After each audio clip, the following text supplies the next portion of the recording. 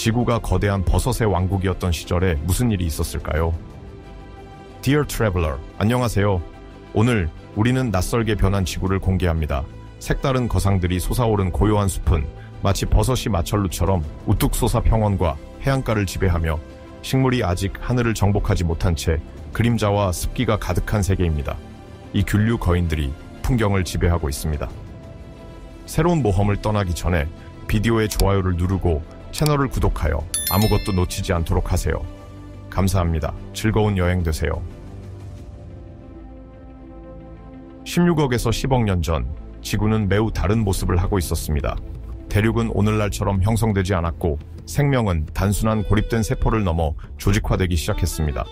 이 원시적인 세계에서 아직도 신비로운 균류의 조상들이 등장했습니다. 그들의 기원을 이해하려면 먼저 진핵생물의 초군 오피토콘타과 다른 진핵생물과의 차이점을 소개해야 합니다.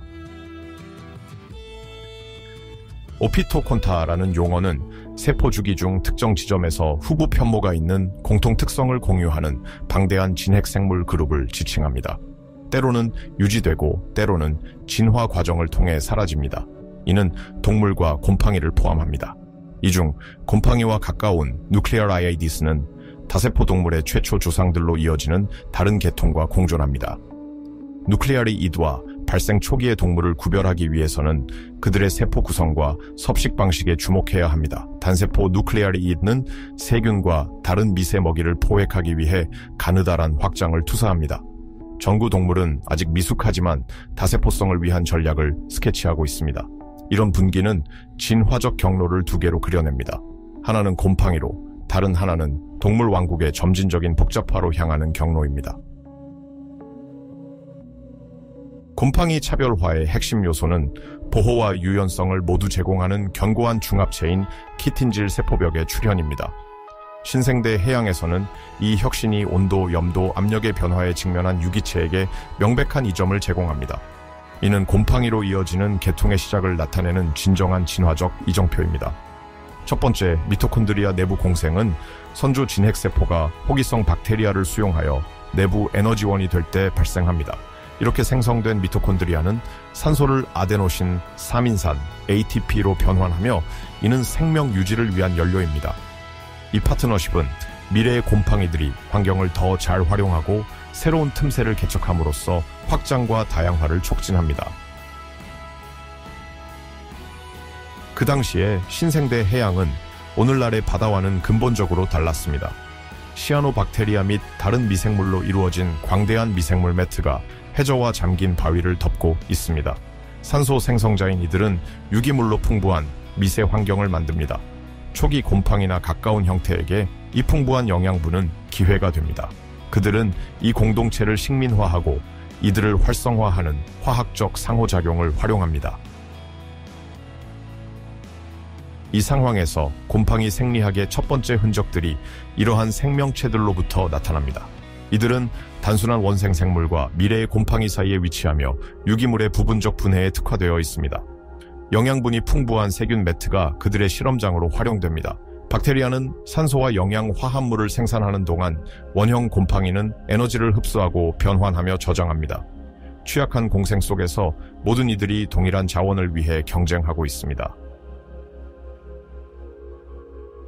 이 환경에서 곰팡이 전구체는 이미 단단한 세포벽과 복잡한 기질을 분해하는 능력을 갖추고 있습니다. 일부는 박테리아에 의해 변형된 바이오매스를 먹으며 일부는 더 견고한 분자를 분해하기 위한 초기 효소를 개발합니다. 이 무기는 다른 해양 미생물이 접근할 수 없는 자원을 활용하고 강력한 경쟁에 직면하여 회복력을 얻도록 합니다. 시간이 지남에 따라 누클레아리이드 계통과 동물 조상 사이의 거리가 벌어집니다. 곰팡이와 가까운 전자는 두꺼운 벽에 부재와 먹이를 포획하기 위한 확장을 사용하는 원생생물의 특성을 유지합니다. 후자는 다세포성으로의 여정을 시작하여 더 복잡한 집합체를 형성합니다. 따라서 일부는 단세포로 남고 다른 이들은 위대한 동물 모험의 첫걸음을 내딛습니다. 대륙의 배열은 여전히 불완전하지만 생명의 진화에 영향을 미칩니다. 초대륙으로 모인 땅덩어리는 해류와 영양분의 분포를 변화시킵니다. 이러한 맥락에서 자원 변동을 관리할 수 있는 생물은 번성합니다. 미토콘드리아와 초기 효소를 갖춘 초기 균류는 미생물 매트와 더 깊은 수중 지역 모두에서 서식합니다. 이러한 수중 환경에서 경쟁은 박테리아 매트 사이에서만 이루어지지 않습니다. 원시 조류와 다른 원생 생물도 빛이나 유기 물질을 찾으며 물에 서식합니다. 미토콘드리아 호흡 덕분에 초기 균류는 잠수된 표면의 유기물 퇴적물을 더 효율적으로 이용합니다. 그들은 생태적 조절자로서의 역할을 하며 잔해를 재활용하고 상호작용 네트워크를 발전시키는 큰 역할을 합니다.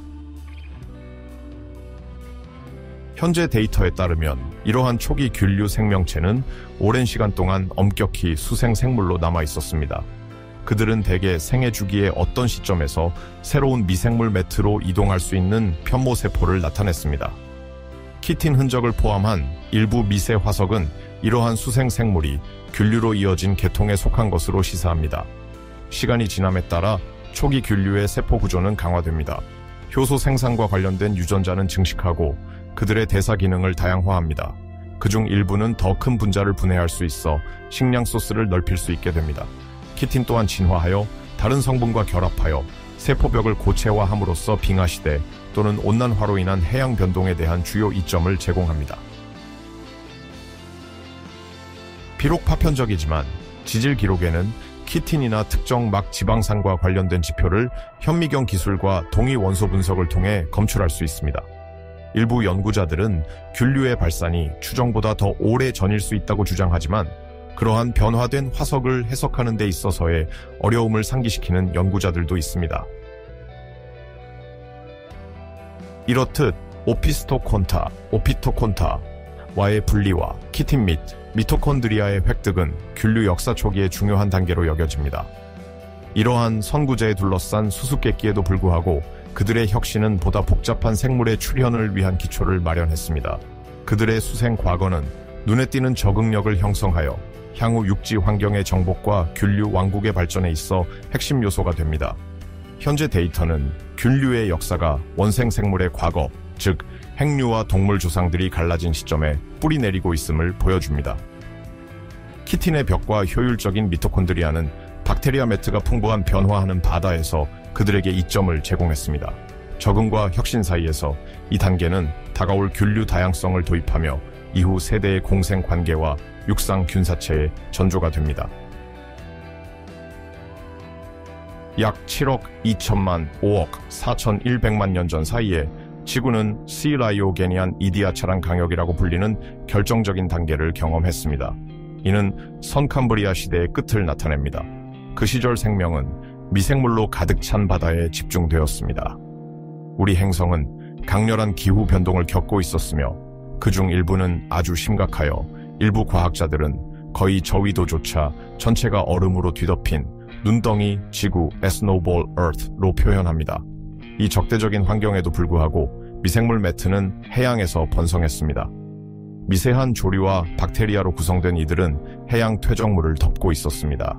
이러한 생물막 비오필름 내에서 최초의 수생 균류가 등장하여 점차 생명체들 사이의 균형을 변화시켰습니다.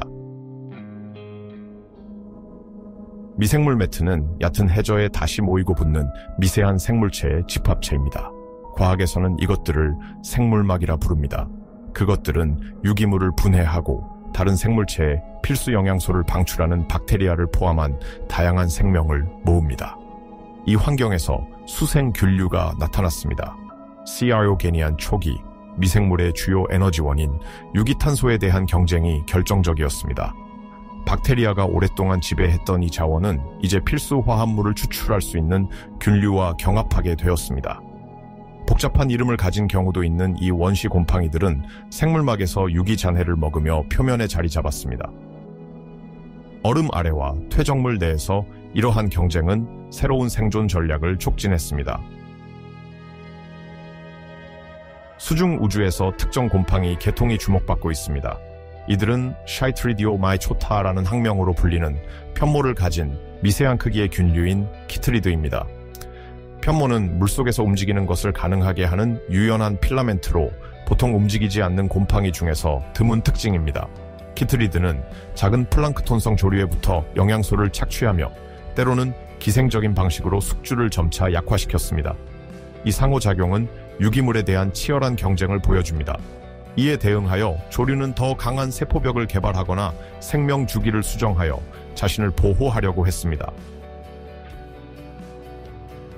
이 시기는 강력한 빙기의 주기로 인해 바다가 얼음으로 덮이고 다시 자유로워지면서 해양 생태계가 혼란에 빠졌던 시기였습니다. 물이 0도에 가까워지면 수중 생명체는 크게 느려졌습니다. 그러나 얼음이 녹자마자 미생물들은 이 짧은 창을 이용해 미세 생물막에서 번식했습니다. 균류는 다양한 유기 화합물을 분해할 수 있는 효소 덕분에 다른 종이 떠난 생태적 틈새를 활용했습니다. 이러한 동결 해동의 교대 속에서 키트리드와 다른 원시 곰팡이는 그들의 분포를 확장하며 새로운 얕은 해양 지역을 식민지로 삼았습니다. 그들은 박테리아 및 조류와 상호작용하며 유기물의 변환과 필수 영양소의 순환에서 그들의 역할을 강화했습니다. 고대 암석의 연구는 미세 화석들이 명명된 아크리타르크를 밝힙니다. 작은 구형이나 타원형 구조들로 명확히 알려진 생물학적 그룹에 속한다고 보기에는 너무 미묘합니다. 수억 년 전으로 거슬러 올라가는 이들은 당시 미생물의 다양성의 일면을 제공합니다. 일부 연구자들은 이 아크리타르크가 곰팡이의 포자나 키트리드와 유사한 초기수 중 곰팡이와 관련된 형태를 포함할 수 있다고 믿습니다. 일부 화석은 키틴을 연상시키는 얇은 외피를 보여줍니다. 그러나 박테리아나 다른 유기체, 특히 조류도 저항성 있는 외피를 생성하기 때문에 이 가설은 여전히 논란의 대상입니다. 하지만 해양 환경에서 반복적으로 발견되는 것을 보면 곰팡이가 성캄브리아 시대 생태계에서 예상보다 일찍 위치를 점유했을 가능성을 시사합니다.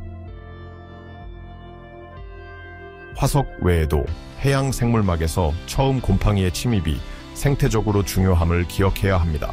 다양한 효소 덕분에 곰팡이는 유기물의 재활용에 적극적으로 기여했습니다.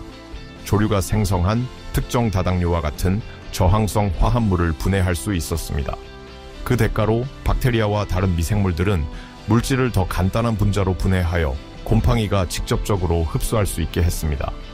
이러한 교환 시스템은 생물막이 자원을 활용하는 효율성을 향상시켰습니다.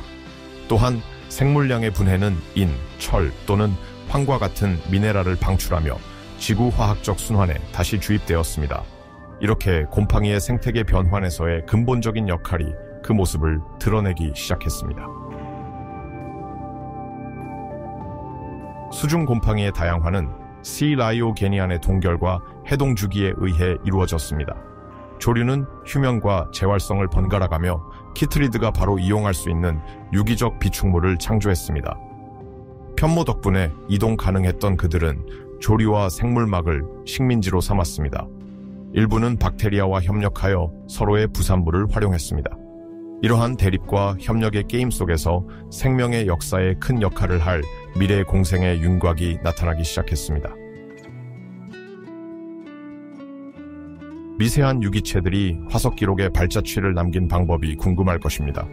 키틴으로 구성된 세포벽의 견고함 덕분에 보존이 가능했습니다. 생물막은 입자를 가두어 광물층을 형성하였고 압축되면 암석으로 통합되었습니다. 따라서 고대 퇴적물은 수중 곰팡이에 대한 단서를 제공합니다. 논란의 여지가 있지만 이러한 발견은 그들의 다양화 타임라인을 제고하게 만들었습니다. 시라이오게니안 이디아차란 기간은 기후변화뿐 아니라 해양 곰팡이, 생물 다양성의 출현에 있어 중요한 전환점으로 보입니다. 시라이오게니안 및 에디아차란 시대의 퇴적물은 플랑크톤성 조류와 수중 곰팡이 간의 공동 진화를 보여줍니다. 키트리드의 압력해 조류는 방어를 강화하고 균류는 그것에 적응했습니다. 이 분자적 대결은 양측의 진화적 혁신을 자극했습니다. 해양 퇴적물의 동위 원소 변이는 이러한 변화를 반영합니다. 조류의 구성과 기생충의 증식은 매장된 유기물의 양과 해양 탄소 순환을 변화시켰습니다. 이러한 상호작용은 미세하더라도 행성 전체에 영향을 미치며 생물권의 이후 대변혁을 예고하였습니다. 이 기록들의 연구는 두 가지 접근법에 의존합니다. 모든 구조를 세심히 분석하는 얇은 절단면의 관찰과 유기물이 변형되고 그 곰팡이 서명이 드러나는 지구화학입니다. 경계는 여전히 흐릿합니다. 곰팡이로 추정되는 것이 조류나 알려지지 않은 유기체일 수도 있습니다. 그럼에도 불구하고 수생 곰팡이가 미생물 붐에 기여했다는 생각이 점차 확산되고 있습니다. 크리오제니안 에디아카라는 그들에게 이상적인 환경을 제공했을 것입니다. 유기물 잔해에서 풍부한 영양소와 빙하 죽이는 해양 생태계에서 그들이 점차 발전할 수 있도록 했습니다. 크리오제니안과 에디아카라의 해양 미생물 매트 정복은 곰팡이에게 기초적인 순간이었습니다. 빙하가 바다를 덮었을 때 작은 편모 생물들은 조류와 생물막을 식민지화하며 박테리아와 경쟁했습니다. 키트리지의 최초 화석 흔적은 이 싸움이 캄브리아 폭발 이전에 이미 있었음을 드러냅니다. 빙하 아래에서 곰팡이 생명은 이미 결정적인 역할을 하며 지구 생태계의 복잡성을 위한 기초를 놓고 있었습니다.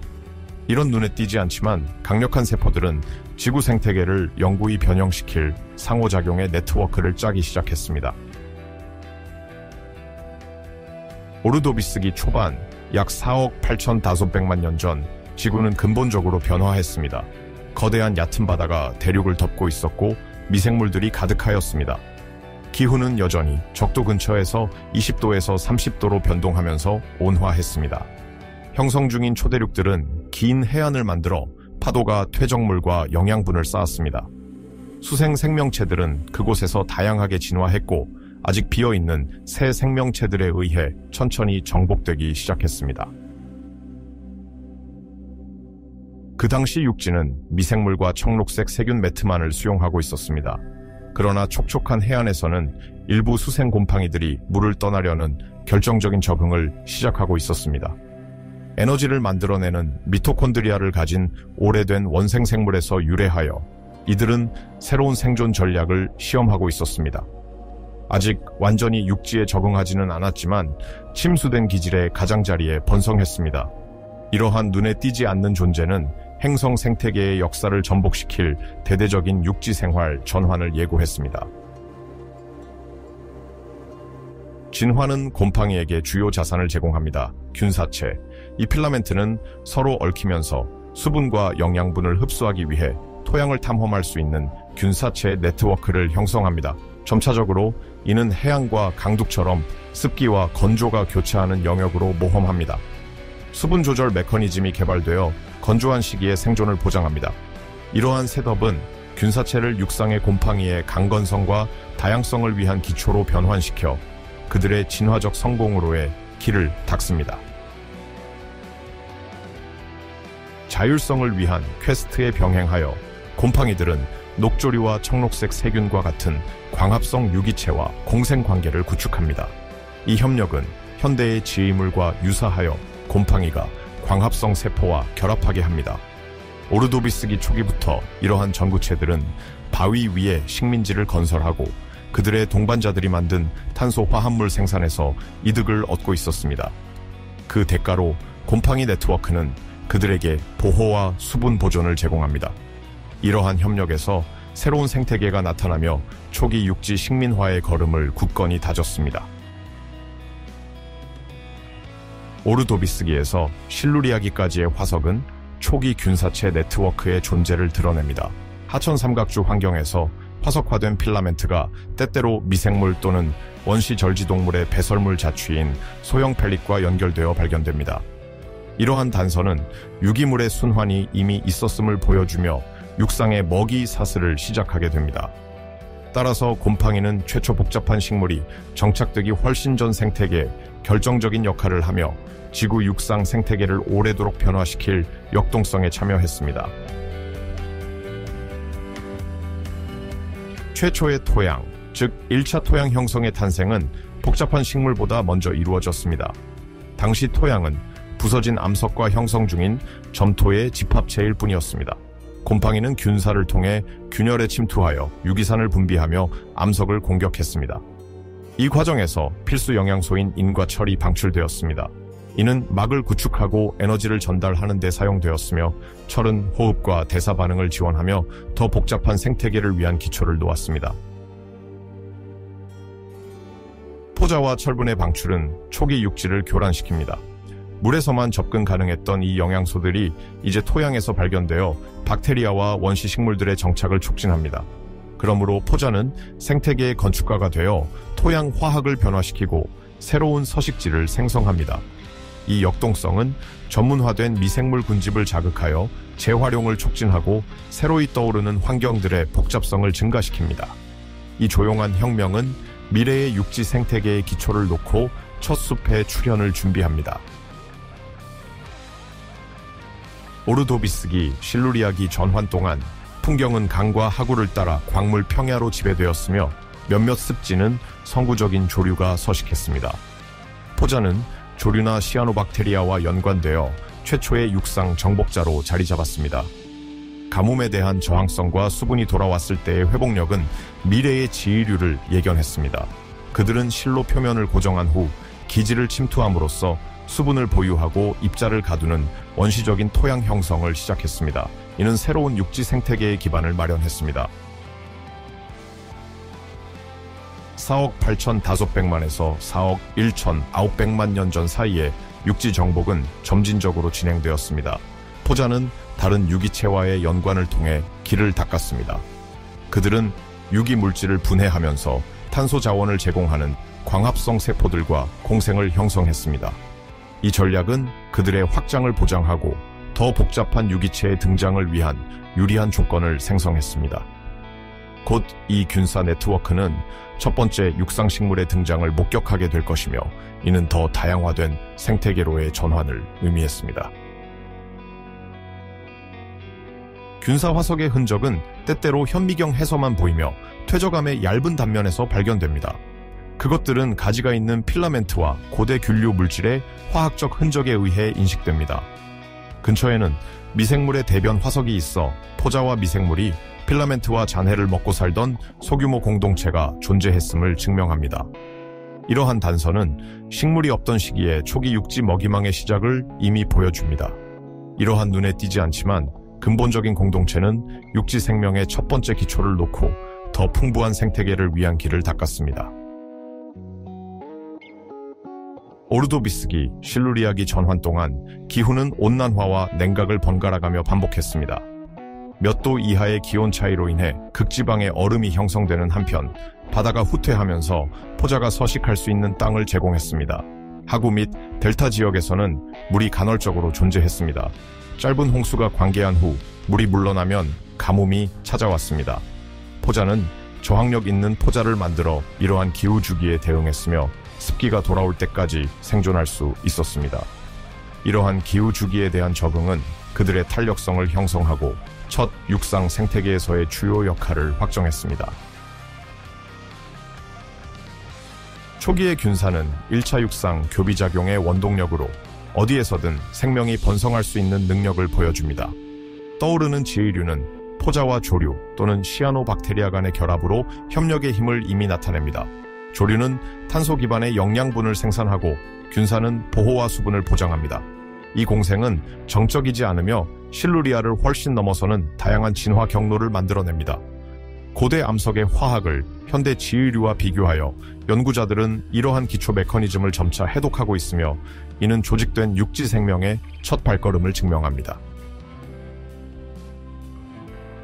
토양을 공고히 하는 것 외에도 균사와 지의류 같은 공생은 탄소 안정화를 촉진합니다. 최초의 육상 유기체는 이를 조직에 통합하거나 유기적 형태로 묻습니다. 이 저장은 아직 제한적이지만 높은 식물과 함께 강화될 수 있는 역동성을 시작합니다. 이미 포자는 그 순환의 조절에 기여하고 있습니다. 실제로 그들의 필라멘트는 생명이 발전하는 미세한 수분 포켓을 만듭니다. 시간이 지남에 따라 이 작용은 지구의 표면을 변화시켜 첫 번째 복잡한 식물들의 정착을 위한 보다 적합한 토양을 준비합니다. 오르도비스기와 실루리아기 사이에 최초의 균사 네트워크와 지류 같은 연합은 대륙을 변화시킵니다. 철과 인을 흙에 풍부하게 하여 새로운 생명 형태에 적합한 환경을 조성합니다. 서서히 포자는 지구 표면을 형성하고 더 풍부한 생물 다양성의 출현을 준비합니다. 진정으로 구조화된 식물이 나타날 때 그들은 이미 수정된 기질로 대륙을 정복하는 데 도움을 받습니다. 이들 눈에 띄지 않는 성우자들은 맨흙을 공격하여 지구가 녹색으로 물들고 진화의 새로운 단계로 들어가는 것을 가능하게 했습니다. 프로토탁시테스는 4억 2천 아스백만 년 전에서 3억 7천만 년 전 사이의 신비스러운 유기체로 실루리아기에서 데본기까지 살았습니다. 당시 육지에는 나무가 우거진 숲이 없었습니다. 혈관 식물이 갓 등장하였고 몇 센티미터를 넘지 못했습니다. 따라서 그 당시의 풍경은 오늘날과 매우 달랐습니다. 이 미니멀리즘의 장식 속에서 프로토탁시테스는 8m에 이르는 원뿔형 기둥으로 등장했습니다. 숨은 생물군에서 이 크기는 이례적이었습니다. 낮은 식물이 뒤덮인 땅 위로 이 거대한 실루엣이 지배했던 모습을 상상해 보세요. 나무시대 이전에 균류숲을 예고했던 것입니다.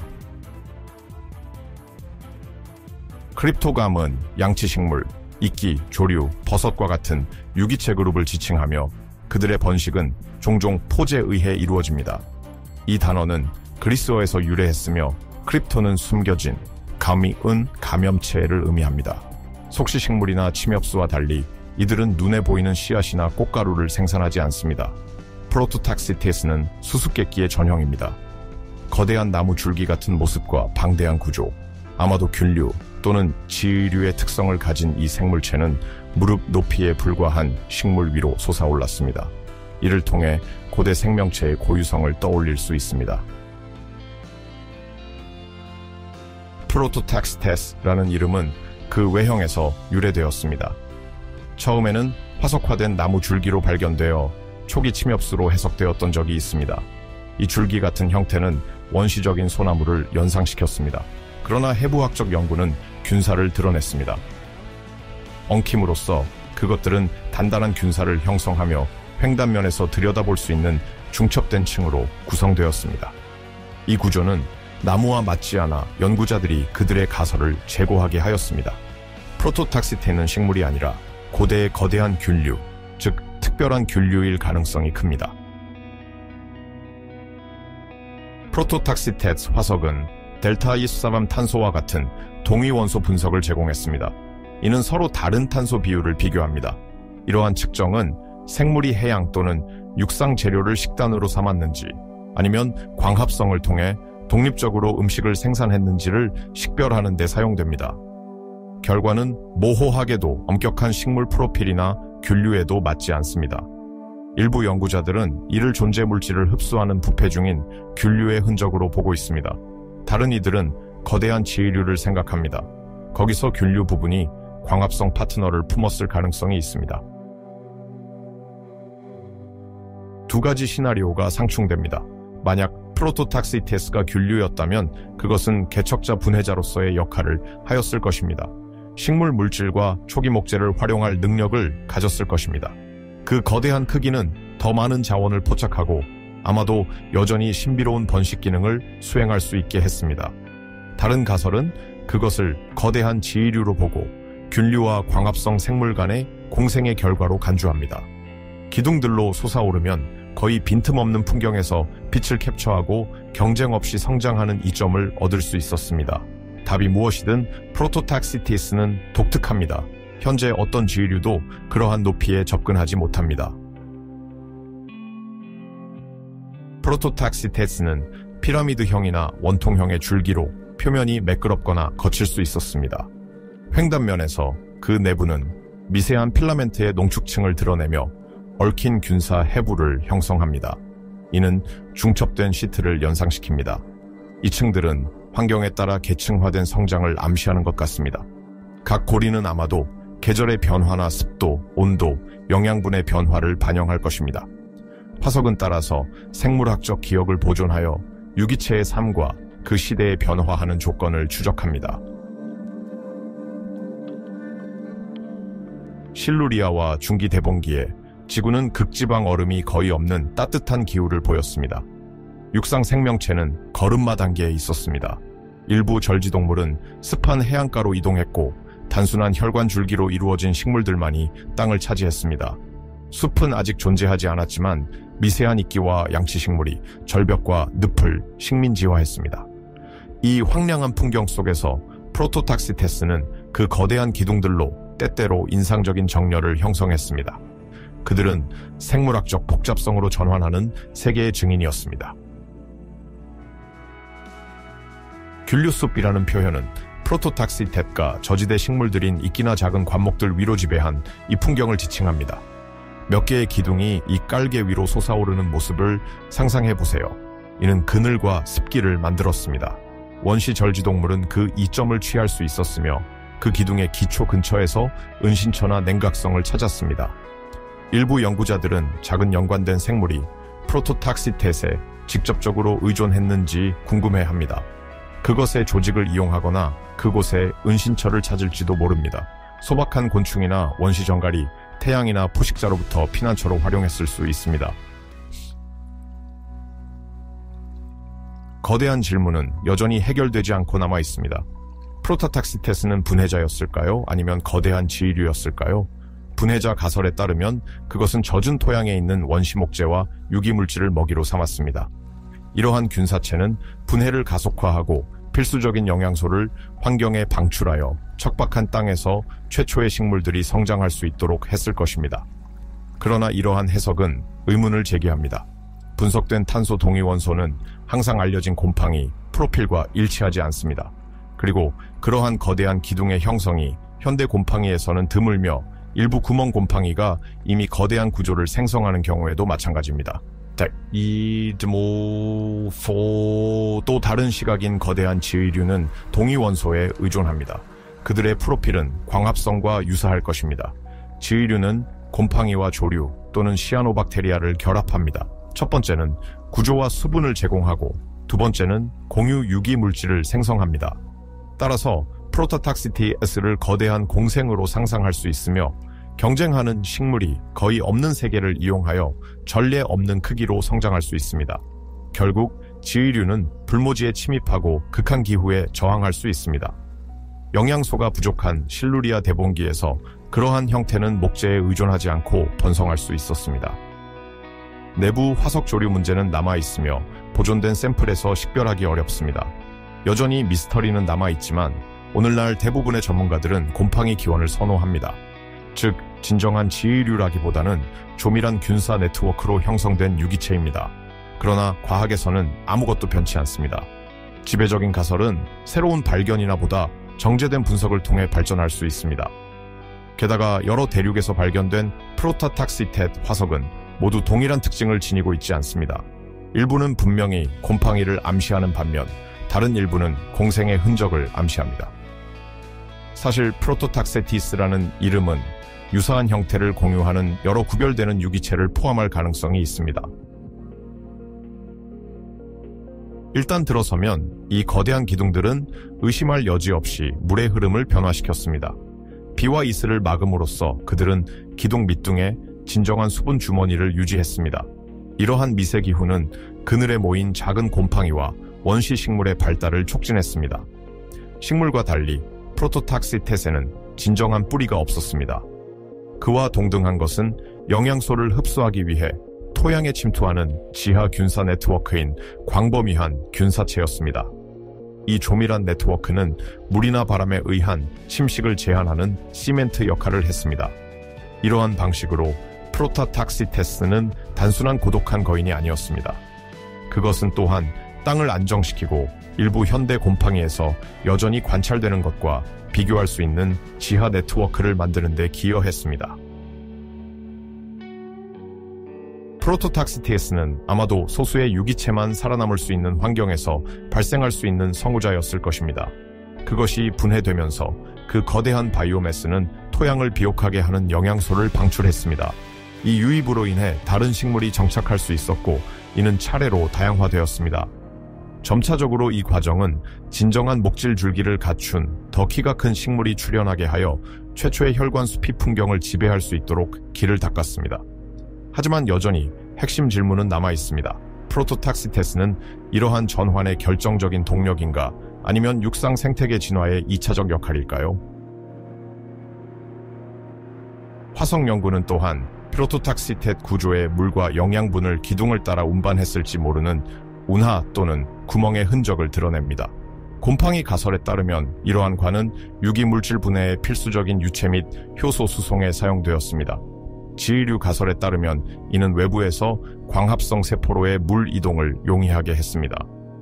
두 경우 모두 내부 교환 시스템은 다른 현대 육상 생물의 크기를 훨씬 초과하는 이 놀라운 유기체의 성장을 지원하는 데 아마도 중요한 역할을 했을 것입니다. 프로토탁시테스에 접근하면 그 화석의 분포와 풍부함이 불러일으키는 놀라움을 기억하게 됩니다. 고생물학자들이 새로운 절단면을 발굴함에 따라 그 범위와 적응력을 점차적으로 드러냅니다. 실루리아기 후반 및 대봉기 초기에 형성된 지질학적 형성은 고대 해안 또는 범람원 근처 환경에서 그 흔적을 드러내어 유기물이 풍부한 습한 환경을 선호했음을 시사합니다. 시간이 지남에 따라 수체와 퇴적축이 변경되면서 유기체가 매몰되어 화석화 조건을 제공하고 이를 보존할 수 있는 기회를 제공합니다. 이 광물층은 시간의 진정한 기록 보관소로 이러한 거인 수수께끼의 흔적을 보존하고 연구원들이 프로토탁시티스에 잊혀진 서사를 한 조각씩 조합할 수 있도록 합니다. 하이페로 얽혀있는 이 거대한 줄기들을 마주하고 한 가지 질문이 떠오릅니다. 프로토탁시테스는 어떻게 번식을 보장했을까요? 현재의 균류에서는 모자가진 구조물이나 스펀지 같은 구조물이 포자를 방출하는 형태로 과일체가 형성되며 지휘류는 때때로 작은 조각들로 번식하여 곰팡이 부분과 광합성 세포가 결합합니다. 프로토탁시테스의 경우 풍력, 비 또는 작은 육상 동물의 작용을 통한 전파가 가설로 제시되지만 아직까지 명확히 식별 가능한 포자 방출 구조의 흔적을 제공하는 화석은 발견되지 않았습니다. 이 기록의 침묵은 이 거대한 유기체의 진정한 본성에 대한 논쟁에서 가장 번뇌스러운 측면 중 하나로 남아 있습니다. 프로토탁시테스 주위로 초기 육상 동물이 진화했습니다.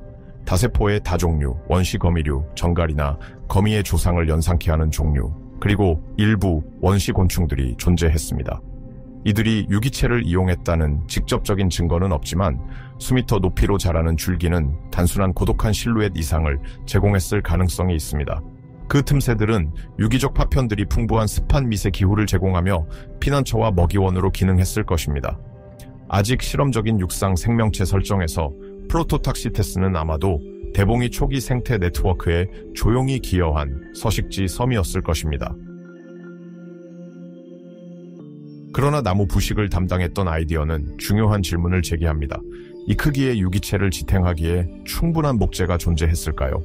물론 실루리아기와 대봉기에는 울창한 숲이 아직 없었지만 이미 준목질 줄기나 섬유질 껍질을 가진 몇몇 식물이 유기적 무더기로 쌓일 수 있었습니다.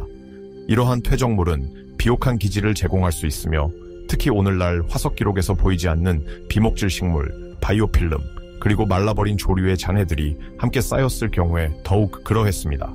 이러한 재료들이 축적된 해안 평야와 석호 가장자리에서 프로토탁시테스 같은 거대 균류는 자원이 부족하지 않았을 것입니다.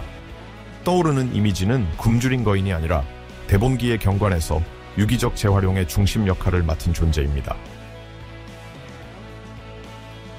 만약 프로토탁시테스가 지휘류였다면 그 생존은 빛과 광합성에 직접적으로 의존했을 것입니다.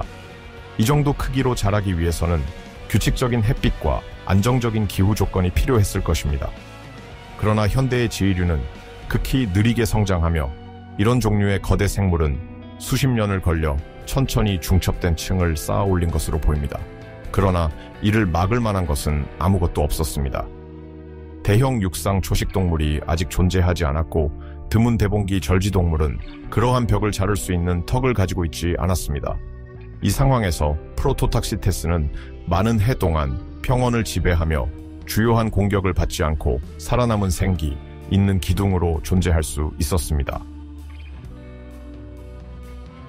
미래에 채택될 어떤 가설이건 간에 프로토탁시테스는 육상 선사 시대에 주목할 만한 증인으로 남습니다. 식물과 동물 생활이 막 수중에서 벗어나기 시작할 때 일부 유기체는 이미 예상치 못한 크기로 자라고 있었습니다. 이 거대한 기둥들은 거의 사막 같은 황량한 경관을 지배했으며 오늘날 우리가 아는 무성한 모습과는 거리가 멀었습니다.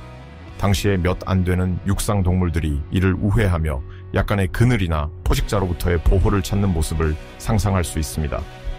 따라서 프로토탁시테스는 아직 자라나는 세계의 반음형 속에서 진정한 자연 기념물로 등장합니다. 프로토탁시테스가 실루리아기와 대봉기의 경관에 미친 영향은 결코 사소하지 않았습니다. 그 크기 때문에 아직 작은 식생의 조직을 방해했습니다.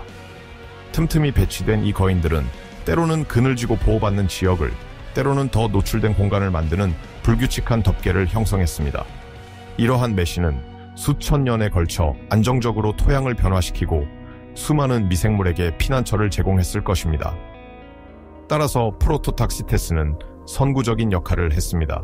이는 관다발 나무의 길을 열었고 궁극적으로 지구의 다양한 대규모 숲이 번성할 수 있는 첫 번째 기반을 마련했습니다.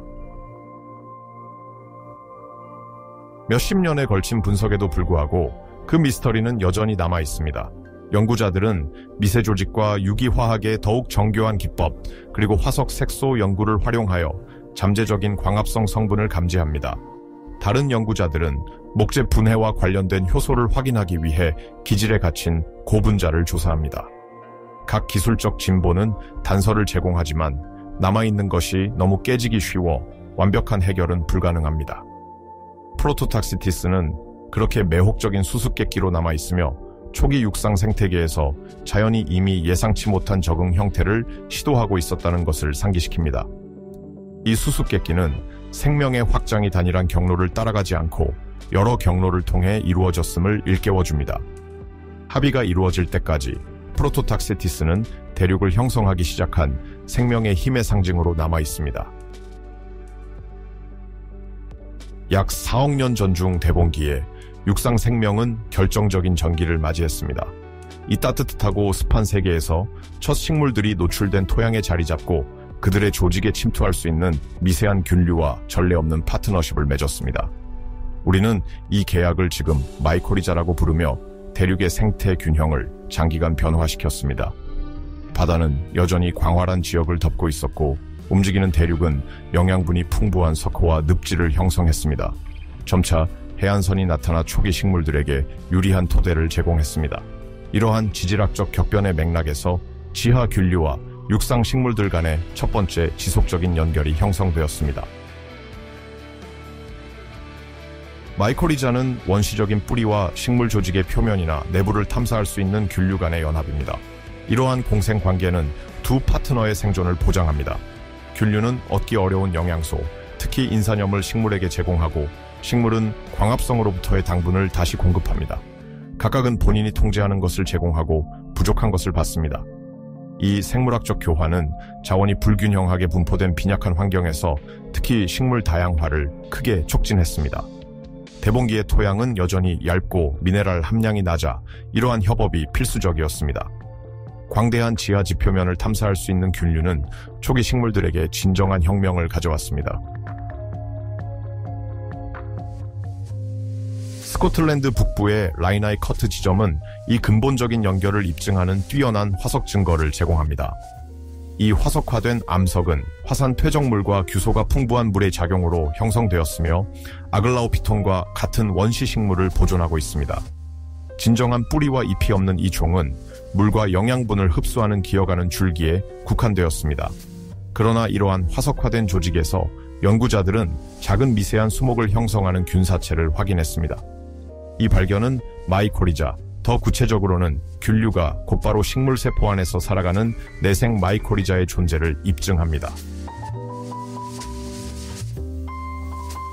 라이나이 커트에서 발견된 화석균류는 한때 글로말레스로 불렸던 이제는 글로모로미세테스로 알려진 그룹에 속합니다.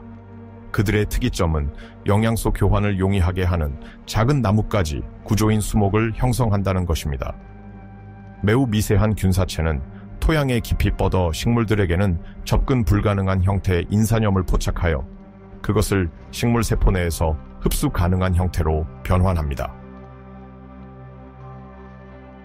마이코리자가 나타나기 전 인산염에 대한 접근은 여전히 어려웠습니다. 실제로 암석의 미네랄은 침식에 의해 서서히 방출되었고 이는 식물 성장에 장애가 되었습니다. 아글라오피톤 시절의 토양은 여전히 영양분이 부족했습니다. 그러나 균류는 이미 기지를 탐사하고 유기물을 분해하는 전략을 개발했습니다. 그들의 균사는 틈에 침투해 특정 미네랄을 용해하고 영양분을 추출했습니다. 식물로 전해진 후 이는 광합성과 생물량 생산을 촉진했습니다. 그 대가로 식물은 더 많은 유기물을 제공하여 균류의 영향을 강화했습니다. 이러한 선순환은 더 복잡한 육상 생태계의 발전을 빠르게 촉진했습니다. 마이코리자의 역할은 영양 공급을 넘어섭니다. 보다 튼튼한 식물의 정착을 촉진함으로써 초기 토양을 안정화시키고 있습니다. 밀집된 식물은 유기물에 의해 풍부해진 부엽토를 보유하며 점차 물과 영양분을 저장할 수 있는 비옥한 층을 형성합니다. 미생물이 그곳에서 번성하고 순환이 시작됩니다. 이산화탄소는 식물에 의해 흡수되어 생물량으로 변환되고 이후 유기탄소로서 토양에 통합됩니다. 이 탄소 격리는 점차 대기 균형을 수정합니다. 중대봉이 때 아직 진정한 숲이 존재하지 않지만 식물의 확산은 탄소 순환에서 주요 전환점을 나타내며 미래의 생물권 변화를 준비합니다. 이 균류식물 협약은 현대의 균근이 대봉기에서 물려받은 모델을 확장하면서 과학자들을 계속 매료시킵니다. 오늘날 80% 이상의 식물은 여전히 토양 균류와 연관되어 있습니다. 몇몇 특화된 과 가족만이 다른 전략을 채택하여 이들 없이 생활합니다. 이러한 연속성은 엄청난 진화적 성공을 반영합니다. 균근이 제공하는 영양 및 구조적 이점은 매우 중요하여 그 포기는 예외적입니다. 이와의 연결을 끄는 계통은 마찬가지로 정교한 대안적 메커니즘을 발명해야 했습니다. 아글라오피톤과 글로모로미세테스를 포함한 중대봉이는 이 중요한 동맹의 가장 오래된 화석 증거 중 하나를 제공합니다. 라인 석회암 부지는 예외적인 발견으로 평가받습니다. 그곳의 뜨거운 지하수에서 형성된 실리카 퇴적물은 생물들을 드물게 보존했습니다. 이러한 화석들은 식물의 외부 모습뿐만 아니라 세포 내부 구조까지도 보여주어 연구자들에게 세포의 상세한 모습을 제공합니다. 진균 균사와 식물 세포질 사이의 접촉을 가속화하여 영양 교환을 촉진하는 내생균근의 특징적인 작은 가지 구조인 아르부스쿨을 명확하게 구별할 수 있습니다. 이러한 독특한 보존 덕분에 고식물학자들은 겉보기에는 단순하지만 이미 미래 생물학적 혁신을 준비하고 있는 고대 생태계의 기능을 재구성할 수 있었습니다. 인산당 교환은 토양에서 일련의 변형을 수반합니다. 균류는 유기물을 분해하는 효소를 분비하여 질소와 인을 방출하고 이는 즉시 식물로 전달됩니다. 이들은 광합성을 통해 설탕을 제공합니다. 이것들은 직접 균사에 통합되어 균류가 대사하거나 저장합니다. 이 메커니즘은 식물과 균류를 연결하는 보이지 않는 웹에 비유될 수 있는 광대한 지하 교환 네트워크를 형성합니다. 이 네트워크를 통해 각 파트너는 서로의 자원에서 이익을 얻으며 전체 생태계는 더욱 효율적인 먹이 공급과 안정성에 향상된 이점을 누립니다. 식물 균류 동맹의 진전은 식물 진화에 깊은 영향을 미쳤습니다. 더 안정적인 영양 덕분에 식물은 성장하고 견고한 지지 조직을 개발하고 광합성 표면을 확장할 수 있었습니다. 균근은 식물 다양성의 폭발에 결정적인 역할을 했습니다. 최초의 혈관 식물 아글라오피톤의 후손과 많은 다른 새롭게 출현하는 계통은 이 지하 지원으로부터 이점을 얻었습니다. 점차적으로 진정한 뿌리의 출현, 가지가 있는 줄기 및 보다 효율적인 잎은 그들의 적응력을 증가시켰습니다. 이와 병행하여 균류도 복잡한 파트너에 적응하여 그들만의 계통을 다양화했습니다. 라인 석회암에서 발견된 화석화된 균근의 발견은 지상 생물이 중요한 문턱을 넘는 방법을 이해하는 데 중요한 역할을 했습니다. 연구자들은 먼저 놀랍도록 잘 보존된 화석 식물을 식별했지만 그들의 세포를 조사하면서 분기된 징윤균사, 균근, 식민지화의 명백한 흔적을 강조했습니다. 돌 속에서 이 파트너십을 보는 것은 이전까지 현대 식물에서만 알려져 있었던 현상이었기에 계시였습니다. 이 화석 증거는 과학의 초기부터 생물 간의 최적화 교환을 통해 미래의 육상 생태계를 위한 기초를 마련하는 자연의 창의성에 대한 독특한 장을 제공합니다. 연구자들은 아글라오피톤이 진정한 뿌리를 가지고 있지 않았지만 연결 및 수송을 제공하는 지하줄기의 일종인 근경을 가지고 있었음을 보여주었습니다. 균류는 이 네트워크를 식민지화함으로써 뿌리가 나중에 맡을 역할과 유사한 역할을 했습니다. 그들의 균사를 통해 영양소는 더 잘 흡수되어 식물이 널리 확장될 수 있었습니다. 그런 무렵 진흙투성이의 채널을 가로지르고 몇 개의 크리핑 또는 직립구조로부터 솟아나오는 낮은 식물을 덮고 있는 습한 대봉기 풍경을 상상할 수 있습니다. 초록 아래에선 균형 잡힌 생태계를 이미 지원하던 미묘하지만 필수적인 균류 네트워크가 있었습니다. 처음에는 몇몇 종에 제한되었던 이 기본적인 협약은 점차 대부분의 육상식물에게 규칙이 되었습니다. 인산당 교환이 그 핵심으로 남아있지만 균은 네트워크는 실질적으로 호르몬이나 화학신호와 같은 다른 분자의 순환을 촉진했을 가능성이 있습니다. 이는 스트레스나 환경 변화에 대한 특정한 조정된 반응을 설명합니다. 이 공생은 유연합니다. 실제로 식물이 영양소가 부족할 때 균류가 지질을 조정합니다. 탄소 결핍이 있을 때 식물은 설탕 공급을 증가시킵니다. 간단한 거래 이상의 것으로 이 협업은 수억 년 동안 공진화해온 두 계통 간의 지속적인 대화입니다. 글로벌 차원에서 보았을 때 균을 통해 증가된 식물 바이오매스는 장기적인 탄소 저장에 기여했습니다. 각 주기마다 식물은 더 많은 이산화탄소를 고정했으며 그중 일부는 유기물로 토양에 축적되어 이후 균류를 포함한 다양한 분해자들에 의해 재활용되었습니다. 이 과정은 오랜 기간 반복되어 결국 대기 성분과 기후 변화에 영향을 미쳤습니다. 중기 대봉기에는 아직 대규모 숲이 형성되지 않았지만 최초의 내생균근이 그 기초를 마련했습니다. 영양분이 풍부해진 식물 세계는 새로운 공간을 식민지화하고 더 복잡한 생명체를 탄생시킬 수 있게 되었습니다. 균근이 없었다면 식물의 역사는 아마도 훨씬 더 느린, 어쩌면 미완성의 궤적을 따랐을 것입니다. 라이니에 체르티의 화석들은 이를 증명하며 협력이 생물권의 균형을 어떻게 형성해왔는지 상기시킵니다. 지구가 이렇게 푸르고 식물이 풍부하게 된 것은 대규모 숲이 등장하기 훨씬 전부터 형성된 이러한 초창기 파트너십 덕분입니다. 겉모습이 소박한 에이글라오파이톤은 식물 왕국의 다양화를 이끌 불꽃을 밝히었습니다. 균류는 일찍이 다양한 생태적 틈새를 탐험하고 식물과 연합하여 번영하는 공동체를 구축할 수 있음을 보여주었습니다. 하부 석탄기, 즉 3억 6천만 년에서 3억 2천만 년 전 사이에 지구는 광대한 따뜻하고 습한 숲을 보유하고 있었습니다. 이 습지에서는 오늘날의 석송과 유사하지만 30m 이상 자랄 수 있는 나무 모양의 석송이 지배적이었습니다. 적도 기후는 종종 20빌드글씨를 초과했으며 강수량이 풍부했습니다. 거대한 줄기가 진흙으로 물에 젖은 토양에서 솟아올라 범람한 광경이 눈에 띄는 곳까지 펼쳐졌습니다. 느린 판구조 운동으로 인한 신생산맥이 퇴적물을 자아내고 그곳에 물이 축적되면서 두꺼운 식물 퇴적층이 형성되었습니다. 강둑과 충적 평원은 거대한 고사리와 쇠뜨기류로 덮여 있었고 레피도덴드론과 시길라리아, 특히 두드러지는 석송이 수관을 지배했습니다. 비늘 같은 패턴이 표시된 줄기는 커다란 잎의 흔적을 지니고 있었습니다. 두꺼운 나무 껍질은 리그닌이 풍부한 조직을 보호하여 강함과 견고함을 보장했습니다. 리그닌은 유기 분자가 복합적으로 결합된 것을 말합니다. 그것은 목질 식물에 강성을 부여하고 미생물로부터 보호합니다. 오늘날 보레텟, 아마니탄을 포함한 여러 분해자로 구성된 담자균류 바시디오마이코타 같은 균류는 리그닌 과산화 효소를 포함하여 이를 분해할 수 있는 효소를 생산합니다. 그러나 하부 석탄기에는 이러한 균류가 아직 그러한 화학적 도구를 보유하지 않았으며 리그닌은 거의 파괴되지 않았습니다. 이러한 세부사항은 미래의 석탄 퇴적물로 이어진 막대한 식물 물질의 축적을 설명합니다.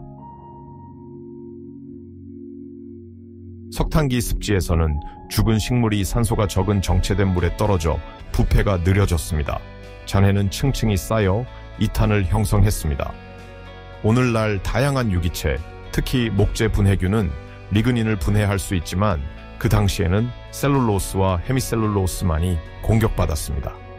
나무 프레임을 분해할 수 없었던 자연은 효과적으로 완전하게 제거할 수 있는 메커니즘이 없는 반분해된 식물 물질이 두꺼운 층으로 쌓였습니다. 수천 년에 걸쳐 식물층이 퇴적물로 덮여서 이탄을 압축하고 물을 내쫓았습니다. 압력과 열이 높아지면서 천천히 석탄으로 변했습니다. 이것이 탄화입니다. 리그닌 분해자들의 부재는 막대한 식물 물질의 축적을 허용하여 인류가 산업시대에 집약적으로 개발할 광대한 석탄 퇴적물을 만들었습니다. 석탄기 습지는 거대한 습한 숲을 형성했으며 여기에는 거대 석송, 나무 고사리 및 속세 속의 거대 쇠뜨기가 중심이었습니다. 공기 중 풍부한 CO2와 따뜻한 기후에 의해 촉발된 성장은 나무가 매우 밀집되어 자연 온실처럼 수분을 유지했습니다. 광합성을 통해 이러한 식물은 그들의 조직에 탄소를 저장했지만 나무의 구성 및 적절한 효소의 부재로 인해 대기 중으로 되돌아가는 데 시간이 지연되었습니다. 나사이 완전히 부재한 생각과는 달리 많은 균류가 석탄기의 식물과 함께 살면서 셀룰로스나 단순한 기질을 분해하거나 곰팡이 및 수생균류로 발달했습니다. 그러나 리그닌을 분해할 수 있는 과산화 효소를 가진 담자균류는 아직 등장하거나 육지에 퍼지지 않았습니다. 리그닌화된 나무의 풍부함과 효율적인 재활용자의 부재 사이에서의 이 차이는 막대한 석탄 퇴적물 형성에 결정적인 역할을 했습니다. 파핑 카르보니페로스 식물과 함께했던 많은 균류가 셀룰로스를 분해하거나 간단한 기질에서 생존하거나 곰팡이 및 수생균류로 발달했습니다. 그러나 목질소를 분해할 수 있는 과산화 효소를 가진 담자균무는 아직 육상에 출현하거나 퍼지지 않았습니다. 이러한 간격, 풍부한 목재와 효율적인 재활용자의 부재 사이의 간격이 막대한 석탄 매장지 형성에 결정적이었습니다. 카르보니페로스 늪지대의 목질 물질은 셀룰로스, 헤미셀룰로스, 탄닌, 그리고 특히 목질소를 포함하고 있었으며 이는 나무의 강성과 방수성에 기여했습니다. 셀룰로스는 더 쉽게 분해되어 목질소가 그대로 남아있었고 전문 효소의 부재로 인해 압축 및 농축되면서 고체탄소, 이탄, 갈탄, 역청석탄으로 수백만 년과 지질 압력을 거쳐 무연탄으로 변형되었습니다. 초기 카르보니페로스에서는 이 과정이 아직 초기 단계였습니다. 카르보니페로스 시대의 동물군은 쥬라기와 상당히 달랐으며 거대한 육상 절지동물, 거대한 다지류, 큰 곤충을 포함하였습니다. 이들은 높았던 산소 수준과 거대한 도롱뇽에 유사한 초기 양서류 덕분에 번성했습니다. 이 늪지대 숲에서는 이러한 동물들이 죽은 나무의 목질소를 분해할 수 없었습니다. 이들은 숲이나 셀룰로스에 만족하며 식물 바이오매스의 가장 저항성이 큰 부분을 남겨두었습니다. 카르보니페로스는 리그닌 분해 곰팡이의 부재와 관련된 식물 축적 때문에 석탄 시대라는 별명을 가지고 있습니다. 목재 시대라고 하는 것이 더 적절할 수도 있으며 제대로 분해되지 않은 목재의 대량 생산으로 특징 지어집니다. 로루시아에서는 당시 북미와 유럽의 일부를 포함한 지역에서 광대한 늪지대가 두꺼운 층의 역청 석탄을 남겼으며 이는 오늘날 영국, 독일, 프랑스 또는 미국에서 볼 수 있습니다. 남쪽의 곤드완에서도 기후에 따라 지역적인 매장지가 나타났습니다. 카르보니페로스 시대에 목질소를 효과적으로 분해할 수 있는 곰팡이의 부재는 결정적인 역할을 했으며 거의 불가피한 일이었습니다. 만약 리그닌 분해 담자균문이 존재했었다면 대부분의 목재는 썩었을 것이고 탄소는 지하에 축적되지 않았을 것입니다. 이러한 곰팡이들은 나중에 진화 과정에서 목질의 복잡한 화학 구조를 분해할 수 있는 과산화 효소와 다른 효소를 개발하게 되었습니다. 이 늪지대 숲에서는 나무 줄기들이 진흙물에 놓여 있으며 새로운 식물잔의 층으로 빠르게 덮였습니다. 리코파이트의 선형 잎은 두꺼운 카펫을 형성하였으며 정체되고 어두운 물, 풀베이트와 후메이트가 풍부한 다양한 미생물을 양육했습니다. 이들은 간단한 화합물을 분해했으나 목질소는 점차 묻혔습니다. 새로운 싹은 이 부분적으로 묻힌 줄기 위에 자리 잡아 수천 년에 걸쳐 거의 그대로인 식물층의 적층을 만들어냈습니다. 이 과정은 토양화학, 영양소의 가용성, 늪지대의 화학적 균형을 변화시켰습니다. 정체된 물에서는 일부 박테리아가 불완전한 분해 유기물로부터 메탄을 생성했습니다. 기후 변동, 해양 또는 지질 운동이 이 층을 더 깊게 묻어두어 산소로부터 격리시키고 침전물을 강화할 수 있었습니다. 새로운 층 아래에 묻힌 이러한 매장지는 압력과 열이 증가하면서 석탄으로의 점진적인 변형을 시작했습니다. 과학자들은 석탄 광산과 화석에 보존된 단서를 통해 카르보니페로스의 역사를 재구성합니다. 얇은 석탄 단면의 미세한 검사는 포자, 수피, 그리고 때로는 레피도덴드론의 독특한 다이아몬드 무늬로 표시된 리코파이트 조직을 드러냅니다. 이러한 관찰은 목질소의 중심 역할을 확인시킵니다.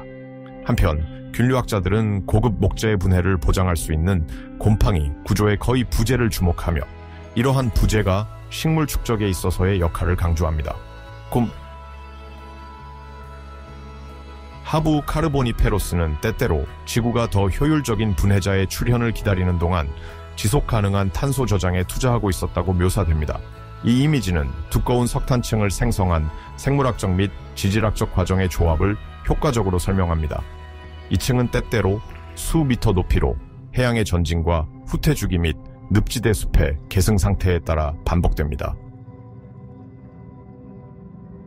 카르보니페로스 늪지대에서 죽은 나무들은 대개 반쯤 잠겨있는 상태였으며 이를 분해할 수 있는 곰팡이가 거의 없었습니다. 리코파이트는 일부 수목 양치식물과 함께 밀집숲을 형성했습니다. 곤충들은 부드러운 잎과 줄기에 풀이하고 큰 양서류는 물가에서 사냥을 수행했습니다.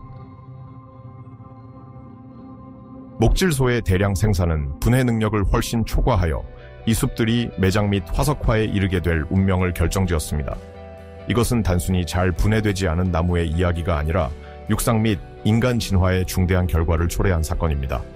수백만 년 후 석탄의 착취는 바수디오마이코트에서 리그닌 분해 과산화 효소의 부재로 인해 탄생했으며 이는 산업혁명을 촉진시켰습니다. 이렇게 하여 고대의 효소 결핍은 인간의 에너지 운명을 지하에서 형성하여 생물학적 세부사항이 세계 역사에 얼마나 큰 영향을 미칠 수 있는지를 보여줍니다. 오늘날 우리는 석탄이 석탄기 동안 자연의 탄소 포집에서 비롯된 것임을 알고 있습니다. 이를 태우면 한때 효소 결핍으로 인해 매장된 이산화탄소가 대기로 방출됩니다. 이 지질학적 유산은 현재의 배출량에 부분적으로 영향을 미칩니다. 만약 이러한 분해 결함이 없었다면 지구와 석탄 매장량, 인간 산업 역사의 진행은 깊이 달라졌을 것입니다. 약 3억 년 전 광대한 숲과 늪이 지구의 많은 부분을 덮고 있었으며 거대한 양의 죽은 생체 물질을 축적하고 지질학적 층에 탄소를 저장했습니다. 이러한 부분적으로 분해된 퇴적물은 석탄의 전구체입니다. 그러나 중대한 사건이 발생합니다. 백부패의 등장. 이 효소적 혁신은 특정 바수디오마이코타 균류에 의해 운반되었으며 육상 생태계를 깊이 변형시키고 목재 분해의 균형을 혼란시킬 것입니다. 바수디오마이코타는 오늘날의 송로버섯, 굴버섯, 아가리쿠스 등을 포함하는 거대한 균류 그룹이며 포자를 생성하는 기낭을 통해 번식합니다. 당시 이 그룹은 아직 다양화 중이었습니다. 특정 계통은 목재 리그닌을 분해할 수 있는 효소를 개발했습니다. 이 능력은 백부패로 알려져 있으며 식물 분해를 변형시키고 육상 생태계의 균형을 혼란시킬 것입니다. 리그닌은 식물의 줄기와 나뭇가지에 강성과 지질을 제공하는 강력한 식물 분자로 빛을 향해 성장할 수 있게 합니다. 셀룰로스보다 훨씬 저항성이 강하여 전문화된 효소가 없는 미생물과 균류의 도전 과제가 되었으며 단순한 구성 성분만을 공격할 수 있었습니다. 따라서 리그닌이 풍부한 엄청난 양의 물질이 토양과 습지에 축적되어 점차적으로 이탄으로 변하고 결국 석탄으로 변했습니다. 바수디오마이코타가 두 가지 주요 효소, 즉 리그닌 과산화 효소와 망간 과산화 효소를 생성할 때 모든 것이 바뀝니다. 향기 고리 분자로 구성된 리그닌의 안정한 화학 결합을 분해할 수 있는 이들 효소는 산소와 조효소에 존재해 산화 반응을 통해 작용합니다. 이러한 도구를 숙달한 균류는 마침내 리그닌을 분해하고 목재의 영양분에 접근하여 이 자원에 대해 다른 모든 유기체를 크게 능가할 수 있게 되었습니다. 이 혁신은 진정한 생태계 혁명을 촉발합니다. 바수디오마이코타는 백부패를 일으키며 리그닌이 먼저 소모되어 목재가 옅어지는 모습을 보여주며 부분적으로 셀룰로스가 남습니다. 이제 리그닌은 이용 가능한 자원이 되어 목질 분해를 가속화하고 심화시킵니다. 영양소가 더 효율적으로 재활용되며 토양의 화학이 진화하여 고대숲 생태계의 역학을 변형시킵니다. 백부패의 등장은 장기적인 탄소 저장을 깊이 변화시킵니다. 이전에는 목질 생체 물질의 큰 부분이 퇴적물에 손상되지 않은 채 축적되어 두꺼운 탄화 퇴적물을 형성했습니다. 바수디오마이코타가 리그닌을 분해할 수 있게 되면 쉽게 접근할 수 있는 탄소가 사라집니다. 죽은 목재가 분쇄되고 변형되며 더 빨리 재활용되어 새로운 퇴적물 형성이 둔화됩니다. 수백만 년의 규모에서 지질학적 기록은 화석화된 탄소의 퇴적이 명확히 감소하고 숲 생태계의 재구성을 밝혀줍니다. 나무 고사리와 원시적인 종자 식물로 가득 찬 광대한 숲을 상상해보세요. 여기서 거대한 목재 파편이 쌓입니다. 혁신적인 바수디오마이코타가 백부패를 촉발하여 효소가 부족한 미생물들을 부차적인 역할로 밀어냅니다. 이 과정은 토양 구조를 변화시키고 질소, 인, 칼륨의 빠른 방출을 유도하며 식물의 갱신을 가속화합니다. 상상 속 슬로우 모션으로 넘어진 나무가 효소를 발산하는 균사체로 덮여 점차적으로 목재가 밝아지며 생명주기로 완전히 재활용됩니다. 목재를 먹고 사는 목재 분해 곤충과 부생균 사이에는 동시에 공진화가 진행됩니다. 이들 중에는 현존하는 형태의 조상인 원시 바퀴벌레와 최초의 딱정벌레가 포함됩니다. 아직 다양성이 부족한 상태에서 일부는 분해된 식물 조직을 갉아먹고 다른 일부는 갤러리를 파면서 직접적으로 담자균과 접촉하게 됩니다. 백색 부패는 목재 분해 곤충에게 새로운 기회를 열어줍니다. 리그닌과 셀룰로스를 사전 분해하여 나무를 부드럽게 만들어 아직 단단한 섬유에 잘 적응하지 못한 턱에 더 쉽게 씹을 수 있게 합니다. 균사체에 침입된 나무줄기에 갤러리를 뚫으면서 이 곤충들은 곰팡이 포자를 운반하고 분산시켜 곰팡이가 다른 지역에도 식민지화할 수 있도록 합니다. 두 파트너는 이런 방식으로 공진화 관계를 맺으며 함께 진화해갑니다. 이 공진화는 점차적 전문화로 이어집니다. 초기 바퀴벌레는 이미 분해된 목재에 적응하여 식단과 잎 부분을 조정하고 담자균은 화학적 전략을 세밀화합니다. 기초적인 딱정벌레는 분해된 목재에서 일시적으로 물에 잠긴 나무줄기에 이르기까지 다양한 목재 기질을 받아들입니다. 곰팡이는 나무를 약화시키고 곤충은 그 위에서 먹이를 먹고 떠나면서 포자와 균사체 조각을 운반하여 두 파트너의 생태적 확장을 촉진합니다. 상상해보세요. 엄청난 석송강과 수색류가 지배하는 식생 덮개를. 땅에는 가라앉은 나무들이 놓여 있으며 때때로 정체된 물에 잠기기도 합니다. 열기와 습기는 이러한 물에 잠긴 기질을 이용하는 곰팡이의 증식을 촉진합니다. 백색 부패가 작용하는 곳에서는 토양이 빠르게 재활용되어 부식물로 풍부해져 이끼와 어린 양치 식물을 자극합니다. 다른 곳에서는 이러한 담자균이 없어 죽은 목재가 쌓여 산림 역학에 뚜렷한 대조를 제공합니다. 또한 리그닌을 분해하는 이 능력은 대기와 해양의 화학성을 변화시킵니다. 수백만 년 동안 이탄이나 석탄의 형태로 묻혀있던 탄소가 이제는 분해와 관련된 미생물 호흡을 통해 탄소 이산화물로 더 빨리 방출됩니다. 수만에서 수백만 년에 걸쳐 이 과잉은 기후, 식물 생장, 영양소 순환에 영향을 미쳐 생명이 이러한 변화에 적응하거나 변화를 겪도록 합니다. 지질학적 결과는 석탄이 한때 발달하던 퇴적 분지에서도 나타납니다. 백색 부패로 인해 불완전하게 광물화된 목질 물질은 드물어집니다. 석탄 형성은 지속되지만 축적 속도가 느려지고 조성이 진화합니다. 화석 기록은 퇴적물의 화학과 질감을 통해 이 리그닌 분해의 흔적을 드러내며 전례 없는 곰팡이, 효소의 작용을 확증하는 광물학적 및 유기적 지표가 이를 입증합니다. 확실히 여기에 번역이 있습니다. 또한 이러한 효소의 화학적 작용은 명확히 해야 합니다. 리그닌 퍼옥시데이스 또는 망간 퍼옥시데이스이든 퍼옥시데이스는 과산화수소를 사용하여 리그닌의 극도로 저항력 있는 결합을 깨는 산화 반응을 시작합니다. 망간 퍼옥시데이스는 특히 망간 이온이 반응 중에 전하를 주고받으며 표적 분자로부터 전자를 추출할 때 작용합니다. 이 매우 효과적인 과정은 나무를 약화시키고 부서지기 쉽고 스펀지처럼 만드는 화학적 단절의 연속을 촉발합니다. 오늘날에도 많은 산림 부생균은 이 과정을 이용하여 몇 년 안에 대규모 나무 줄기를 부드러운 백색 덩어리로 줄입니다. 백색 부패를 생산하는 담자균의 등장은 생물권 역사에서 전환점을 맞이합니다.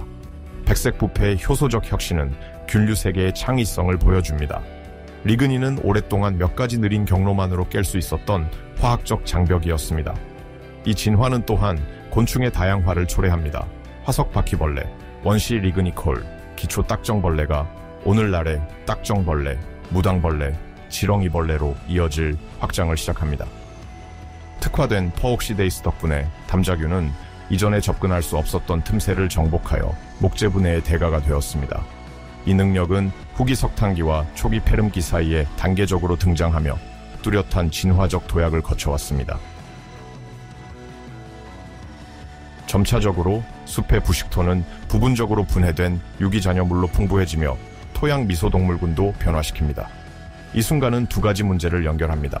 탄소 저장과 물질 재활용을 위한 생물학적 상호작용. 단순한 분해 단계를 넘어서 백색 부패는 생물권을 수정하고 탄소 저장소에 영향을 미치며 포자 운반자부터 공생자까지 곤충의 먹이 전략을 다양화합니다.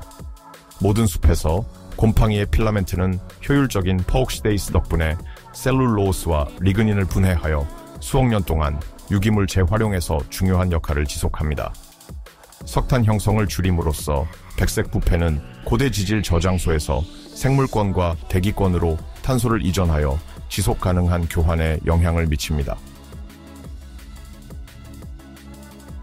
섬세한 고생물학적 시기, 약 2억 5,200만 년 전 페름기 말기, 대대적인 멸종이 많은 종을 절멸시켰습니다.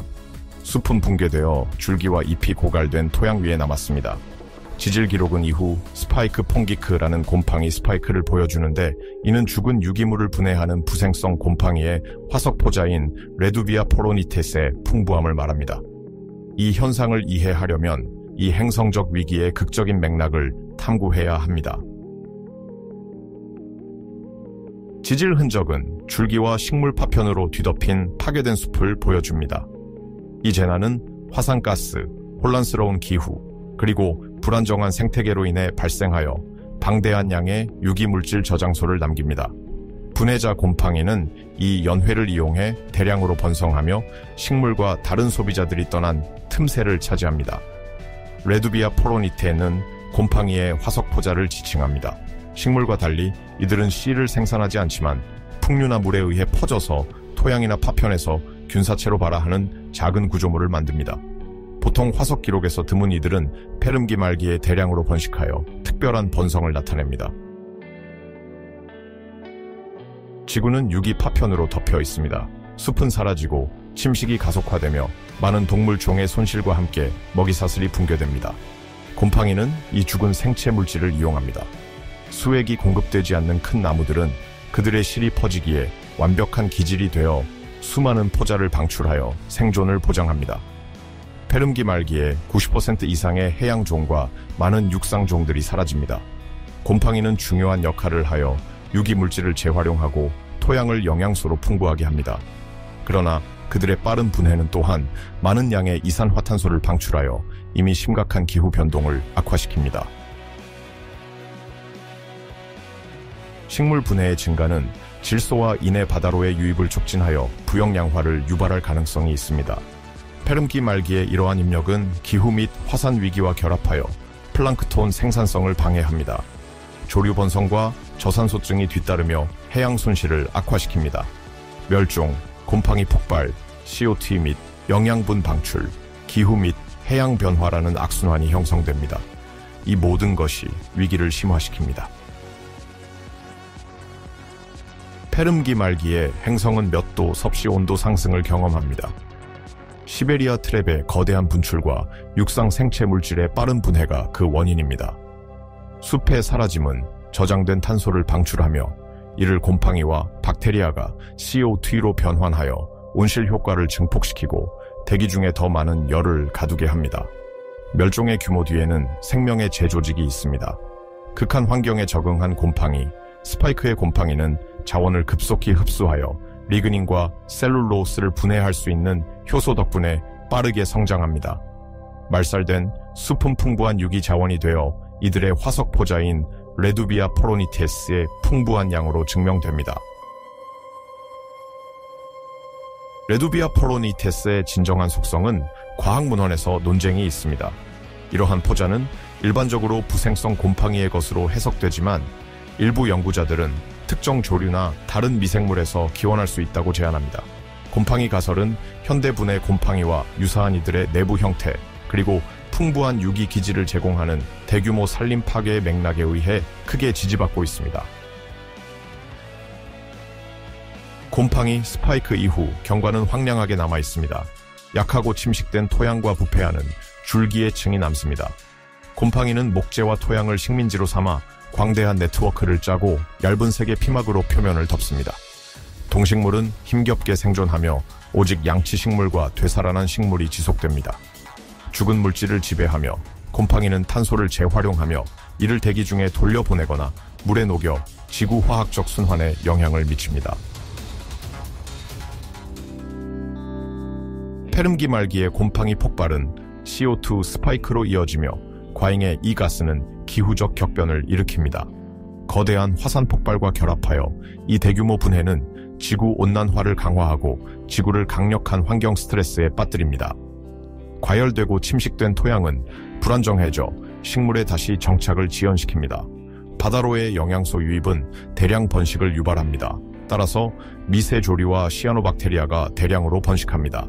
그러나 이들의 죽음은 산소를 고갈시키는 분해를 유발하여 해양 생물이 사라지는 죽음의 구역을 형성합니다. 이러한 연쇄 반응은 기후 및 생태계 불안정으로 이미 약화된 동물의 손실을 악화시킵니다. 페름기 위기의 주요 지표인 진균 피크는 숲의 대규모 파괴와 진균에 의한 급속한 식민화를 나타냅니다. 이 시기의 암석에는 이산화탄소 상승과 탄소 동위원소 비율의 변화와 관련된 화석 포자가 풍부한 층이 포함되어 있습니다. 이러한 동위원소의 분석을 통해 고대 환경에서의 탄소의 출처와 순환을 추적할 수 있습니다. 대멸종 후 육상 생물의 일부는 완전한 소멸에 가까워집니다. 균형은 수백만 년이 지난 후에야 돌아옵니다. 진균이 우세한 장면에서는 해체를 가속화하고 경관을 변경합니다. 그들의 균사체는 광물을 변화시켜 영양소를 방출하고 뿌리의 부재는 토양을 침식에 노출시킵니다. 이 재구성은 새로운 식물과 동물의 점진적 회귀를 준비하게 합니다. 부식영양 폭발이 숲의 귀환을 늦춥니다. 진균의 분해는 유용한 영양소를 제공하지만 이산화탄소를 방출해 온실 효과와 기후 불안정을 악화시킵니다. 묘목과 어린 싹은 자리 잡기 힘든 상황입니다. 이러한 취약한 균형은 수백만 년에 걸쳐 변하여 이 격변에 의해 변형된 생명의 점진적 부활로 변화합니다. 레두비아 포로니테스는 징윤이 육상 생태계를 지배했던 짧은 기간을 증명합니다. 종의 사라짐과 유기물 축적으로 인해 이점이 생긴 그들은 청소부의 역할을 맡아 죽은 나무와 잔해를 미래의 생태계를 먹일 광물로 변환합니다. 거의 전멸 후에도 생명은 재조직됩니다. 페름기 이후의 징윤 증식이 이를 증명합니다. 실제로 혼란 속에서 특정 유기체들은 생태계의 재탄생을 준비합니다. 징윤 피크는 사라지고 탄소 순환이 안정화되며 트라이아스기에는 현대 수원층에서 새로운 숲이 설립됩니다. 화석 포자의 연구는 유기체가 주요 생태 위기에 어떻게 반응하는지를 보여줍니다. 화학 분석, 형태학적 관찰, 현미경 검사는 페름기의 징윤 피크를 확인하고 그것을 초래한 사건을 추적합니다. 이후의 위기들은 때로는 덜 두드러진 징균 신호를 보여주지만 페름기 에피소드의 독특한 규모는 교과서적인 사례로 혼란된 세계에서의 연쇄 반응을 설명합니다. 균사체의 급속한 상승과 화석 포자의 풍부는 기회주의적 그룹이 생태적 잠금 장치가 사라질 때 행성을 어떻게 변화시킬 수 있는지를 보여줍니다. 2억 5디형 200만 년 전에서 2억 100만 년 전 사이에 트라이아스기 동안 지구는 페름기 대멸종에서 회복됩니다. 살아남은 식생과 동식물들은 재구축되는 생태계 내에서 재조직됩니다. 환경이 변화함에 따라 진균과 진균 유사 생물들은 새로운 생태적 틈새에 들어서며 남아있는 공동체들이 변형된 세계에 적응하도록 강요합니다. 페름기 말기의 징윤 피크는 트라이아스기에서 감소합니다. 잔해가 안정화되고 새로운 식물들이 자리를 잡으며 징윤은 살아남은 식생과의 상호작용을 조정하여 적응의 새로운 시대를 이끕니다.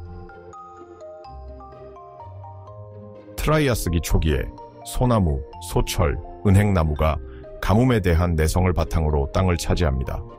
그들의 뿌리는 가난한 토양에서 영양분을 추출하기 위해 진균과 공생관계를 형성합니다. 이러한 새로운 숲은 적응된 식물의 확장과 혁신적인 진균 전략의 부상을 위한 유리한 서식지를 제공합니다. 트라이아스기의 혼합숲은 겹시식물과 강력한 양치식물을 결합하여 진균에게 다양한 생태적 틈새를 제공합니다. 나무를 분해하는 이들, 뿌리 또는 공중 조직을 식민화하는 이들은 공존을 촉진하는 균형에 참여합니다. 식물은 유기물과 피난처를 제공하고 진균은 그 대가로 영양소를 지원하고 탄소 및 광물 순환을 조절합니다. 트라이아스기에는 식물 조직 내에서 해를 끼치지 않고 살아가는 내부기생 진균이 열과 가뭄에 대한 저항력을 향상시키고 영양 흡수를 최적화하며 특정 독소를 중화합니다. 이러한 공생은 페름기 위기 이후 숲의 재구성을 위해 불안정한 기후 속에서도 식물을 보다 효율적으로 만듭니다. 가뭄과 토양 염분은 식물을 시험대에 올립니다. 내부기생 징유는 광물 흡수 조절, 염독성 제한, 수분 균형 유지로 이러한 제약을 완화합니다. 이러한 동맹은 특정 종들이 건조한 환경을 식민지화할 수 있게 하여 젊은 산림 공동체의 복원력과 확장을 증진합니다. 트라이아스기에는 균류와 유사한 생물체들, 즉 오오미세트와 같은 곰팡이에 가까운 생물들이 중요성을 갖게 됩니다. 이들은 식물병원성 기생충으로서 씨앗, 뿌리 또는 잎을 공격하여 식물 구성의 변화를 일으킵니다. 화석들은 이들의 특유의 병변과 변형을 드러냅니다. 가장 저항력이 강한 종을 선택함으로써 이러한 병원체들은 숲의 구조를 형성하는 데 도움을 줍니다. 셀룰로스가 풍부한 세포벽을 가지고 있는 오오미세트는 해조류나 식물과 유사하지만 여전히 구별됩니다. 경쟁적인 환경에서 그들은 물 이동성 포자를 통해 습한 환경에서 퍼지거나 곤충을 이용해 손상된 조직에 침투하는 등 다양한 전략을 사용합니다. 이러한 방법은 그들이 페름기 이후에 생태적 혼란을 이용할 수 있게 합니다. 식물을 약화시킴으로써 기생충은 전체 식물 군락을 방해할 수 있습니다. 이러한 손실은 종종 공생 곰팡이와 연관된 더욱 저항력 있는 종의 정착을 돕습니다. 트라이아스기 경과는 황폐화된 지역과 재생 지역이 번갈아 나타나며 분해는 토양을 양분으로 가득 채웁니다. 숲의 진화는 이 복잡한 상호작용의 결과물입니다. 트라이아스기에는 식물 곰팡이 협력이 환경에 따라 다릅니다. 습한 지역은 식물 성장에 유리하며 분해자들에게 수많은 기지를 제공합니다. 건조한 지역에서는 저항력 있는 내생균과 연관된 식물만이 번창합니다. 기생충과 공생하는 생물들은 진화적 압력에 적응해 불안정한 균형을 형성하여 생태계의 회복력을 강화합니다. 트라이아스기의 뜨거운 열기 아래 일부 지역에서는 기온이 30데비토미를 초과하여 판게아의 내부에서 가뭄이 지속됩니다. 공생 곰팡이와 연합한 식물들은 지배 속에 있는 동안 기생충들은 모든 약점을 착취합니다. 생태적 천인은 점차적으로 공동체를 안정화시키며 적응적 다양성은 생존을 보장합니다.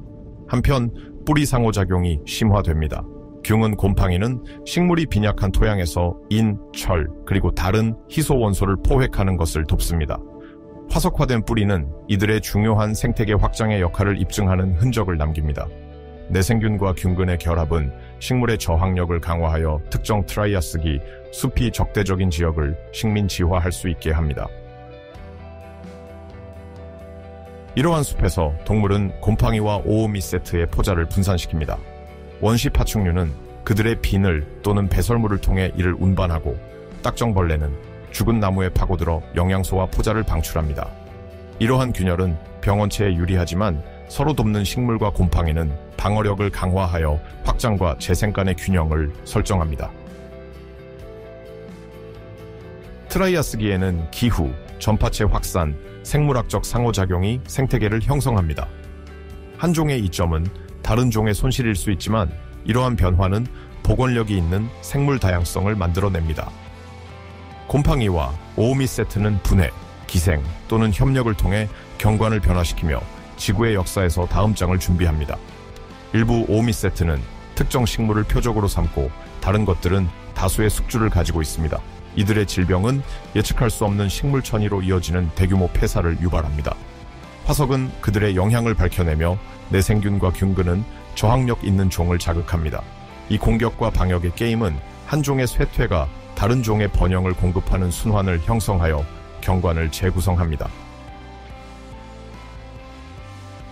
민법 1억 년 전부터 6,600만 년 전까지 쥐라기와 백악기에는 대형 침엽수가 상승하며 공룡이 지배하는 시기가 도래합니다.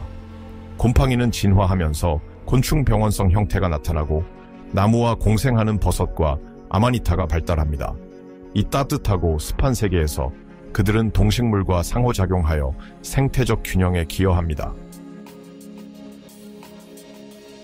쥐라기와 백악기에는 오늘날보다 더 따뜻한 기후가 더 시원하거나 건조한 에피소드에 의해 종종 변화하며 종의 분포를 형성합니다.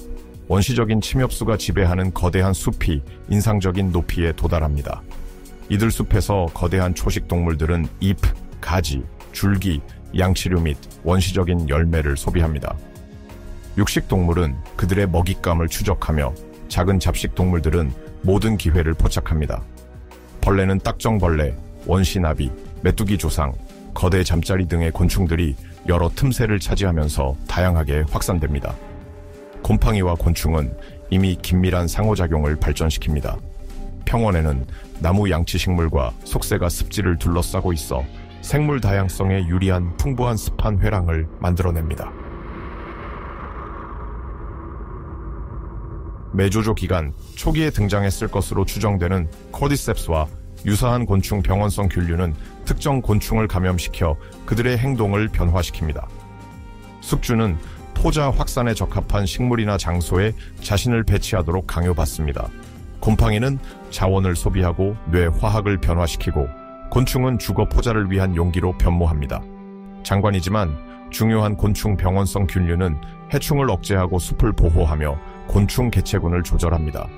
초식 곤충이 풍부한 쥐라기와 백악기에서는 이러한 자연의 통제는 동물, 식물, 균류 간의 균형을 유지합니다. 특정 숙주를 대상으로 하여 식물에 대한 압력을 줄이고 간접적으로 대형 초식 동물의 식단을 보존합니다. 기생 곰팡이가 곤충을 조절하는 반면 다른 균류인 균극류는 뿌리와 함께합니다. 남방우에 여전히 존재하는 아라우카리아 나무 아래에서 버섯과 도구산 버섯은 외생균근을 형성합니다. 이것은 뿌리 주변을 감싸고 세포 사이에 끼어드는 필라멘트 망으로 구성되며 내부로 침투하는 내생균근과는 다릅니다.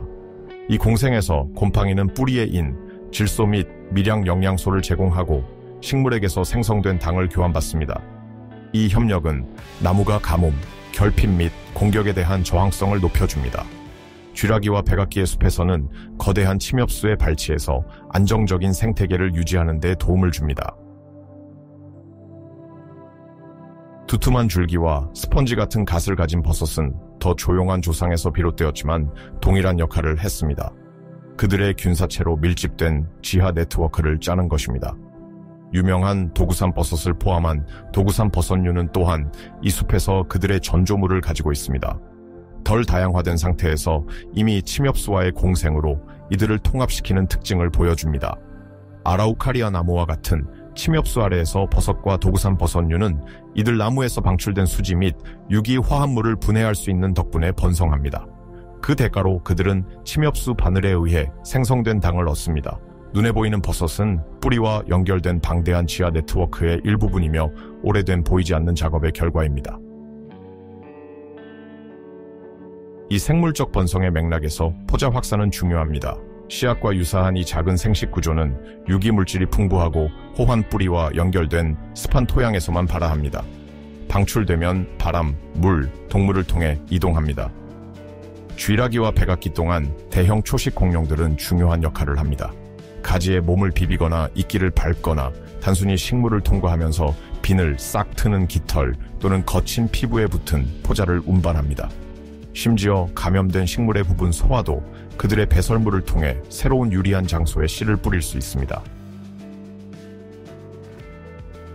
딱정벌레와 다른 날아다니는 곤충들은 포자를 덮고 쓰레기를 뒤지며 새로운 장소로 이동합니다.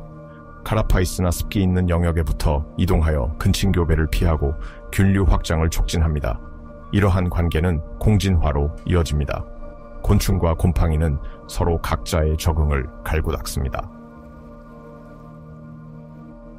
고대 코르디셉스는 감염된 숙주를 포제에 노출된 다른 곤충을 유인하는 집합점으로 변형시킬 수 있었습니다. 이 효과적인 전파 방식은 인구를 조절하고 균류의 다양화를 촉진했습니다. 쥐라기와 백악기의 곤충의 풍부함은 이상적인 환경을 제공했으며 동물의 지속적인 활동에 의해 유지되었습니다. 식물, 동물, 곰팡이는 메조조기에 밀접한 생태 네트워크를 형성했습니다. 공룡들은 그들의 움직임과 먹이를 통해 균류 개체군에 영향을 미쳤습니다. 나무들은 희귀 영양소에 접근하기 위해 곰팡이에 의존했으며 곰팡이는 동물과 곤충을 이용해 그들의 포자를 확산시켰습니다. 이러한 교환은 포식이나 기생보다 훨씬 더 나아가 생물 다양성에 생명을 불어넣는 협력 관계를 구성합니다. 쓰레기 아래에서 균사체는 원시벌레, 육상 갑각류 및 다른 굴착자들에 의해 공기통하는 토양 내 뿌리와 얽힙니다. 각 세제곱센티미터는 균류 네트워크의 미세한 우주를 담고 있습니다. 쥐라기와 백악기 동안 대륙 이동은 강수량과 해양 균형에 영향을 미쳐 토양, 숲 및 식물 균류 상호작용에 영향을 주었습니다. 아라우카리아 숲에서 버섯과 도구산 버섯류의 등장은 강력한 동맹을 반영합니다. 곰팡이는 가혹한 환경에 저항하는 침엽수의 도움을 받으며 이들은 영양면에서 향상됩니다.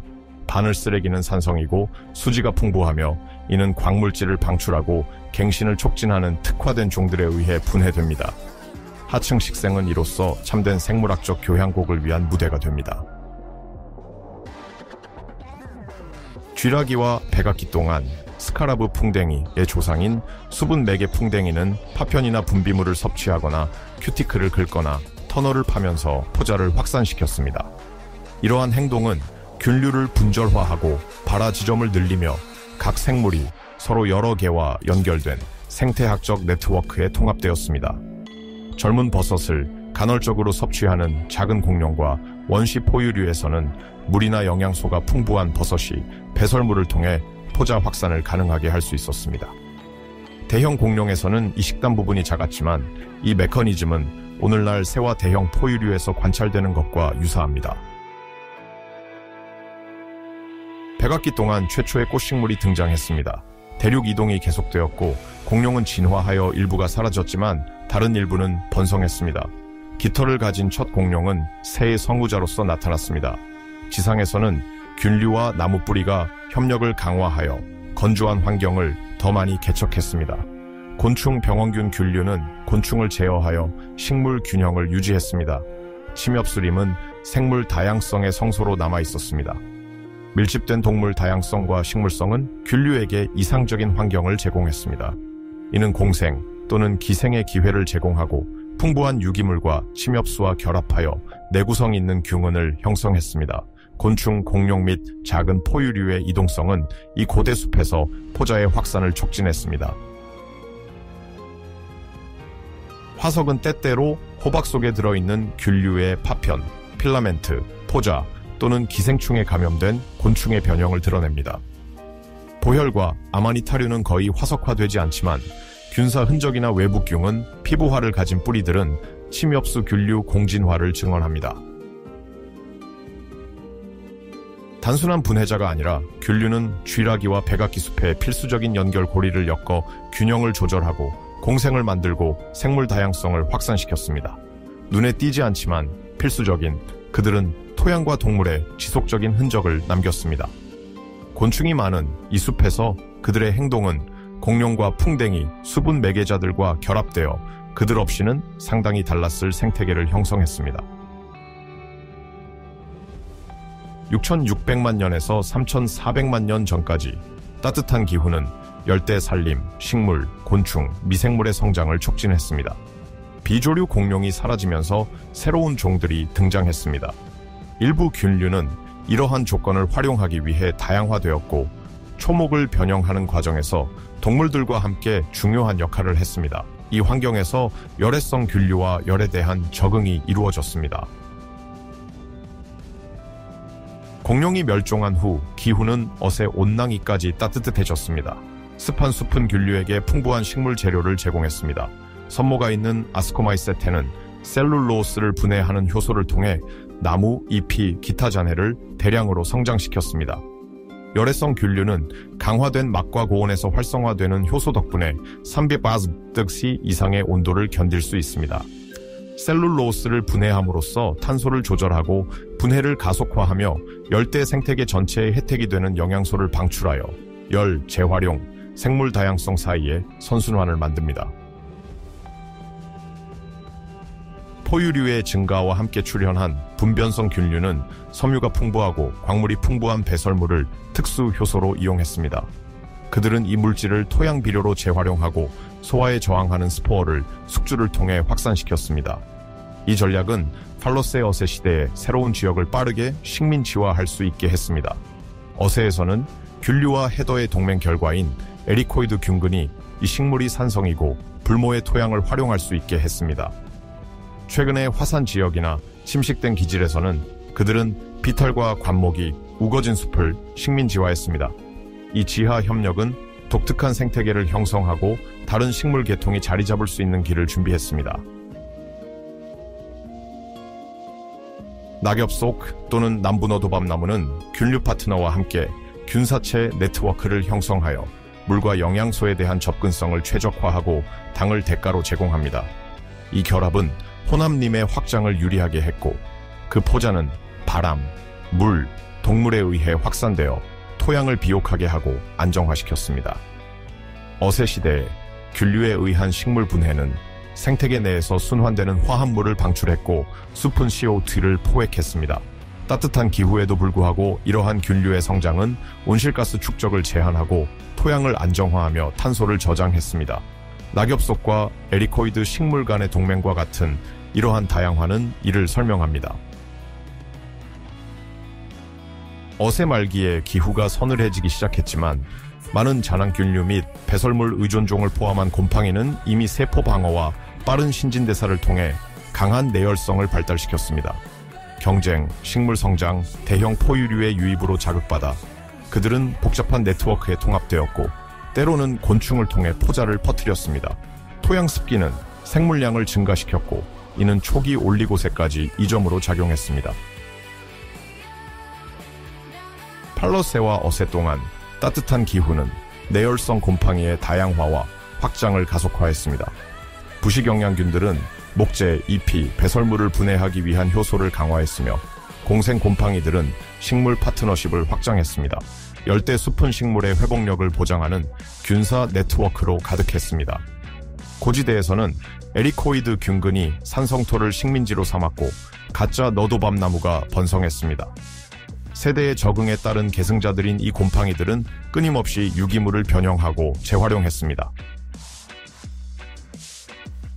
올리고세에서 마이오세까지 더 건조한 기후는 생태계 적응을 강요했습니다.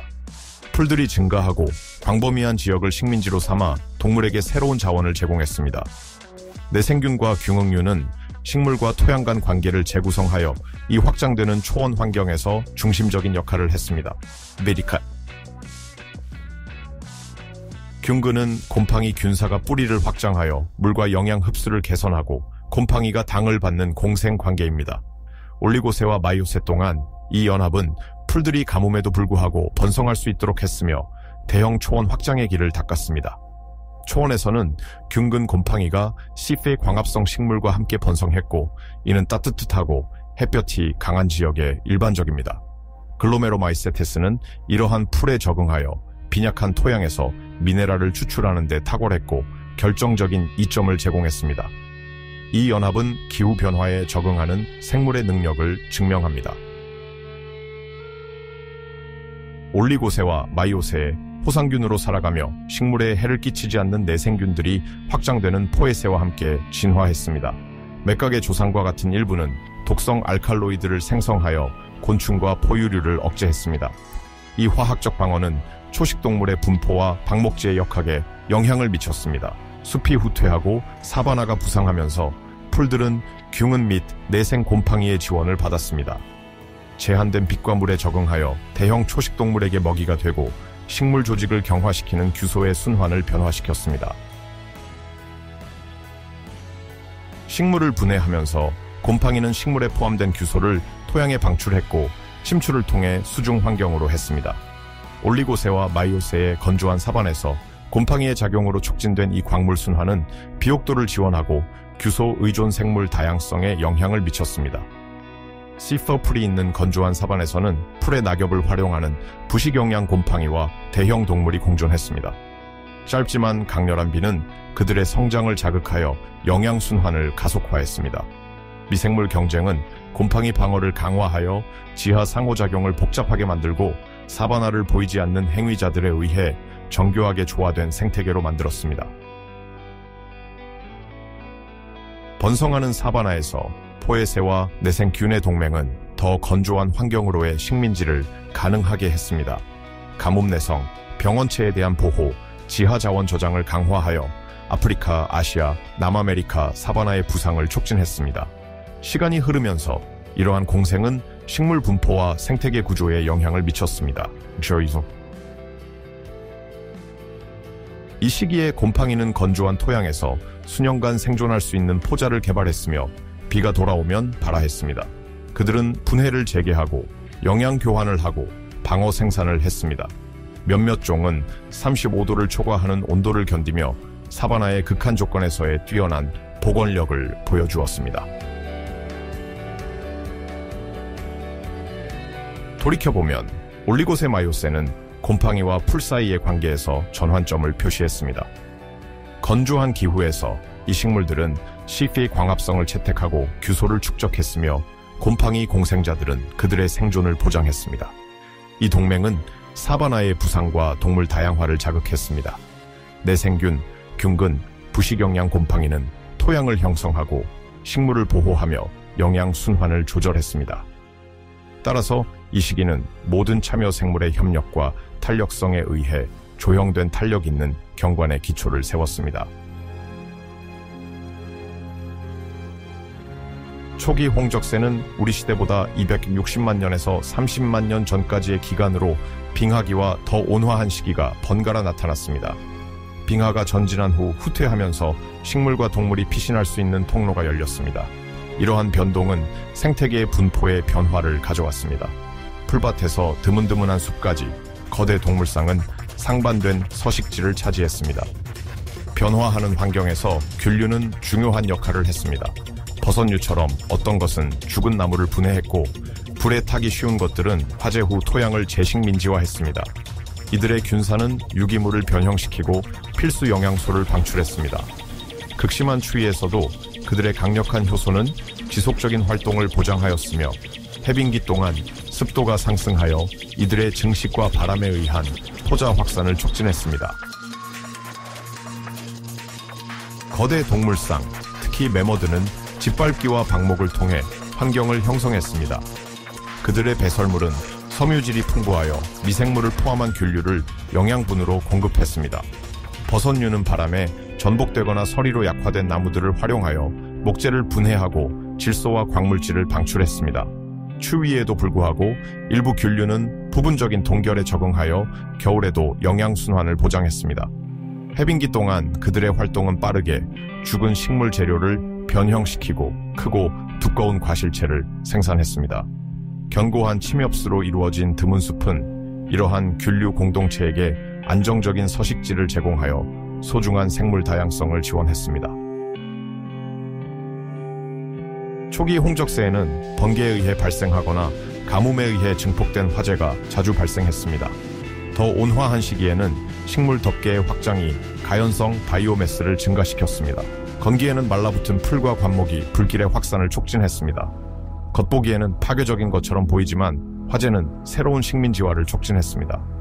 불에 탄 뒤의 재에서 파이로필릭 균류는 영양분을 활용하여 발화합니다. 연료가 된 목재는 초식동물이 무시하게 되면서 이 종들에게 피난처가 되었으며 균사가 불에 탄 층을 관통하여 물질을 분해하고 필수 화학 요소를 반환합니다.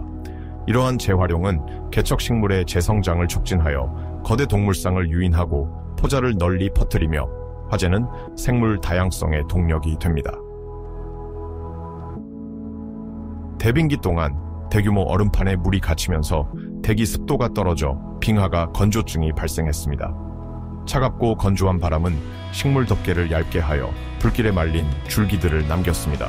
파이로필릭 균류는 불에 탄 표면을 활용하여 불에 강한 포자로 재식민지화를 보장했습니다. 불에 탄 목재의 분해와 제2광물화는 개척식물의 복귀를 가속화했습니다. 화재에 덜 적응된 버섯류는 남겨진 나무 조각에 남아있었습니다. 큰 초식동물들은 이러한 지역을 지나가며 탄 껍질에 붙은 포자를 퍼뜨렸습니다. 이러한 주기적 가뭄, 화재, 균류의 재식민지화는 녹색 공간이 혼합된 모자이크 생태계를 형성하여 식물과 균류의 다양화를 촉진했습니다. 포자 꽃가루 지수는 퇴적물에서 포자와 꽃가루의 비율을 분석하여 이 시기에 대한 정확한 통찰을 제공합니다. 이는 화재의 빈도, 식생의 진화, 분해균의 풍부함을 밝힙니다. 꽃가루의 감소는 한랭이나 가뭄으로 인한 식물 덮개의 후퇴를 나타내며 포자의 증가는 분해가 강화되는 신호입니다. 파이로필릭 종은 불에 탄 층을 뚜렷하게 구분 가능하며 부분적으로 불에 탄 유기물을 조사하여 화재의 강도와 재생 속도를 평가할 수 있습니다. 이러한 관찰은 식물 덮개가 적은 빙하 시기를 온화한 시기와 구분하여 보여줍니다. 이는 기후, 식물 덮개, 화재, 균류 사이의 긴밀한 연관성을 설명합니다. 세스페이시펄션 단가르 웨시겔 주기는 그린란드의 얼음 코어에서 강조된 빙하기 동안 빠른 기후 진동입니다. 이러한 일시적 온난화 동안 식생은 잠시 번성하며 바이오매스 생산을 자극하여 분해균에게 더 많은 자원을 제공합니다. 하지만 갑작스러운 추위로 인해 이러한 공동체는 긴장에 처합니다. 대륙 퇴적물에서는 균류 포자의 급증이 관찰되며 그 뒤 심각한 감소가 뒤따릅니다. 화재 역시 이 주기와 같은 리듬으로 발생합니다. 습한 시기에는 화재가 제한되지만 가뭄은 식물 덮개의 가연성을 증가시킵니다. 이러한 주기는 균류를 진정한 감시자로 만듭니다. 이들은 분포와 활동을 조정하여 토양 균형과 식물 재생을 영향을 미칩니다. 거대 동물들은 변화하는 환경 속에서 많은 곰팡이의 매개체 역할을 합니다. 큰 초식 동물들은 넓은 지역을 이동하면서 털의 포자를 운반하고 식물 잔재를 분쇄하여 토양을 교란하며 새로운 서식지를 만듭니다. 화재가 발생한 후 무리가 그을린 땅을 밟으면서 불에 잘 견디는 포자를 상층에 묻을 수 있습니다. 이들의 영양분이 풍부한 배설물은 유기물을 재활용하고 식물에게 필요한 무기 원소를 방출하는 특화된 곰팡이의 번성을 촉진합니다. 이러한 공동 진화는 초기 홍적세의 얼어붙은 경계에서도 활발했으며 극한 조건에서 생명체가 지속될 수 있도록 했습니다. 차가운 기후나 바람에 쓰러진 나무는 초기 홍적세에 그들에게 방대한 저장고를 형성했습니다. 줄기의 분해는 토양의 영양분을 방출하여 다른 생명체의 성장을 촉진했습니다. 불속 곰팡이는 타버린 그루터기나 풀의 그을린 층을 식민화했습니다. 함께 이 분해자들은 생태계를 깊이 있게 변화시켰으며 목식성 곤충과 포식자를 유인했습니다. 진정한 비밀스러운 건축가로서 그들은 연속적인 서식지를 열었으며 추위, 가뭄, 화재의 교대가 갱신을 위한 기회를 배가시켜 곰팡이 집단을 더욱 적응할 수 있게 하고 고대 환경의 복잡성에 기여했습니다. 혹독한 기후에도 불구하고 삶은 전략적 지점 주변에 집중됩니다. 개방된 물지역, 보호된 계곡, 이동 경로, 곰팡이는 모든 기회를 활용합니다. 강계에 쓰러진 나무, 지역 화재, 동물의 이동, 침엽수림에서 수지들은 특정 효소를 필요로 하고 일부 충진곰팡이는 이것을 가지고 있어 목재 분해를 가속화합니다. 온난화가 되어 식물이 다양해지고 숙주가 늘어날 때 추위가 돌아오면 저항력 있는 곰팡이만이 살아남습니다. 화분 데이터는 급격한 변화를 보여주며 이는 큰 유연성을 증명합니다. 곰팡이의 감수 분열은 지속적으로 새로운 유전적 조합을 만들어내며 이미 탄력적인 개체군의 진화를 가속화합니다. 따라서 풍경의 모자이크는 빙하기 주기에 의해 결정되는 여러 가지 적응 시나리오를 포함합니다. 이 긴 시기가 끝날 무렵 약 300,000년 전까지 안정적인 곰팡이 네트워크가 생태계를 안정화합니다.